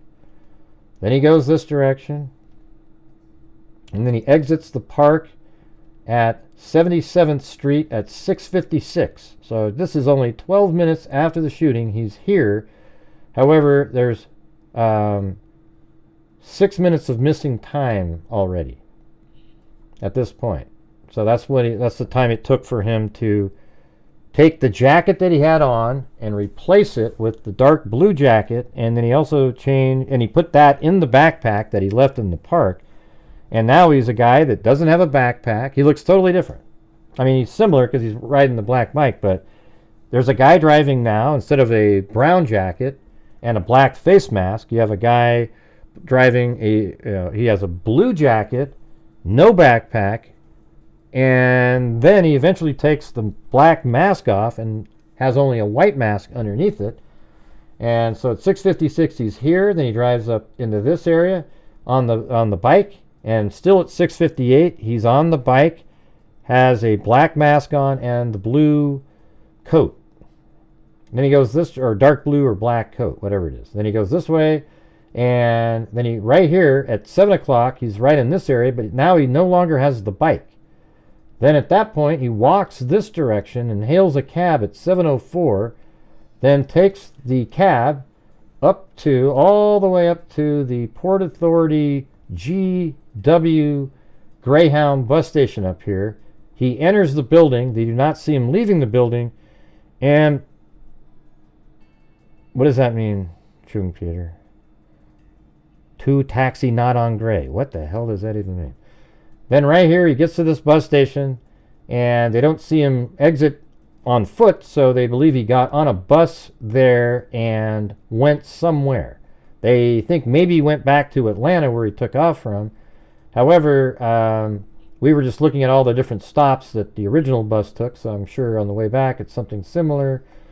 And so maybe on the way back it stopped, and when he got there he could have got on the bus at one of the different locations, not specifically getting on the bus in Atlanta.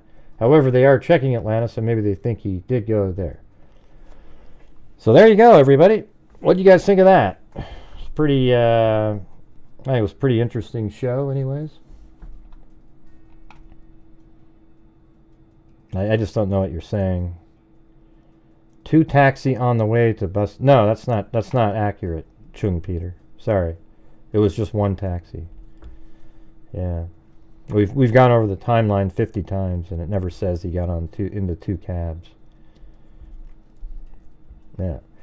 So I hope you guys, when you're done watching the show, don't you feel like you have a really good understanding of the known information and reasons why to kind of focus in on one theory over another, just based on, people's, how they act, I mean, I just feel like this guy doesn't seem like he had something happen to a family member. This guy seems like way too calm, almost like he thought it was fun. He was on a trip. He's smiling and laughing with other people.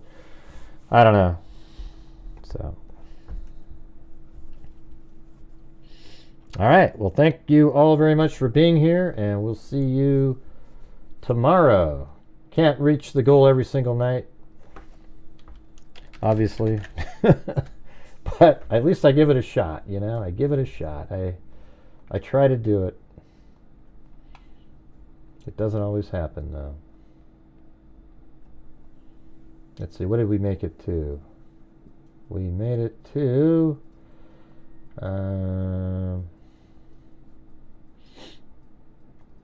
second.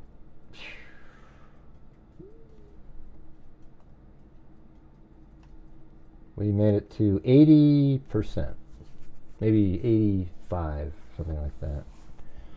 So that's not bad. That's not bad. But anyways, thank you all very much for watching. If you hit that like button on the way out the door, and subscribe if you're not a subscriber. We do a lot of great things here, and we figure stuff out. We're not conspiracy nut job people. I know that's more entertaining. They get more views because people like to talk about any crazy theory in the world. I don't do that here. Sometimes, very rarely, but sometimes the crazy theory turns out to be true. But I would rather not waste time on every case going after the crazy theory, since that's almost never the thing that comes true. Now, if you want to sit around and wait for those other channels to get that one time when they get one of their crazy theories correct, well, you can go ahead and do that. Or you can be over here watching this channel where you're going to be on a path of reasonableness almost every single time. Like I said, there are those random occurrences. And the sample I always use is that one lady she was a Hispanic woman who was 18 years old, I think, had a 27-year-old boyfriend. She was pregnant. She was at school. She walked the other direction from school, and I thought, man, maybe she was pregnant with some other guy and she took off, just kind of reasonably thinking, like, why did she just take off?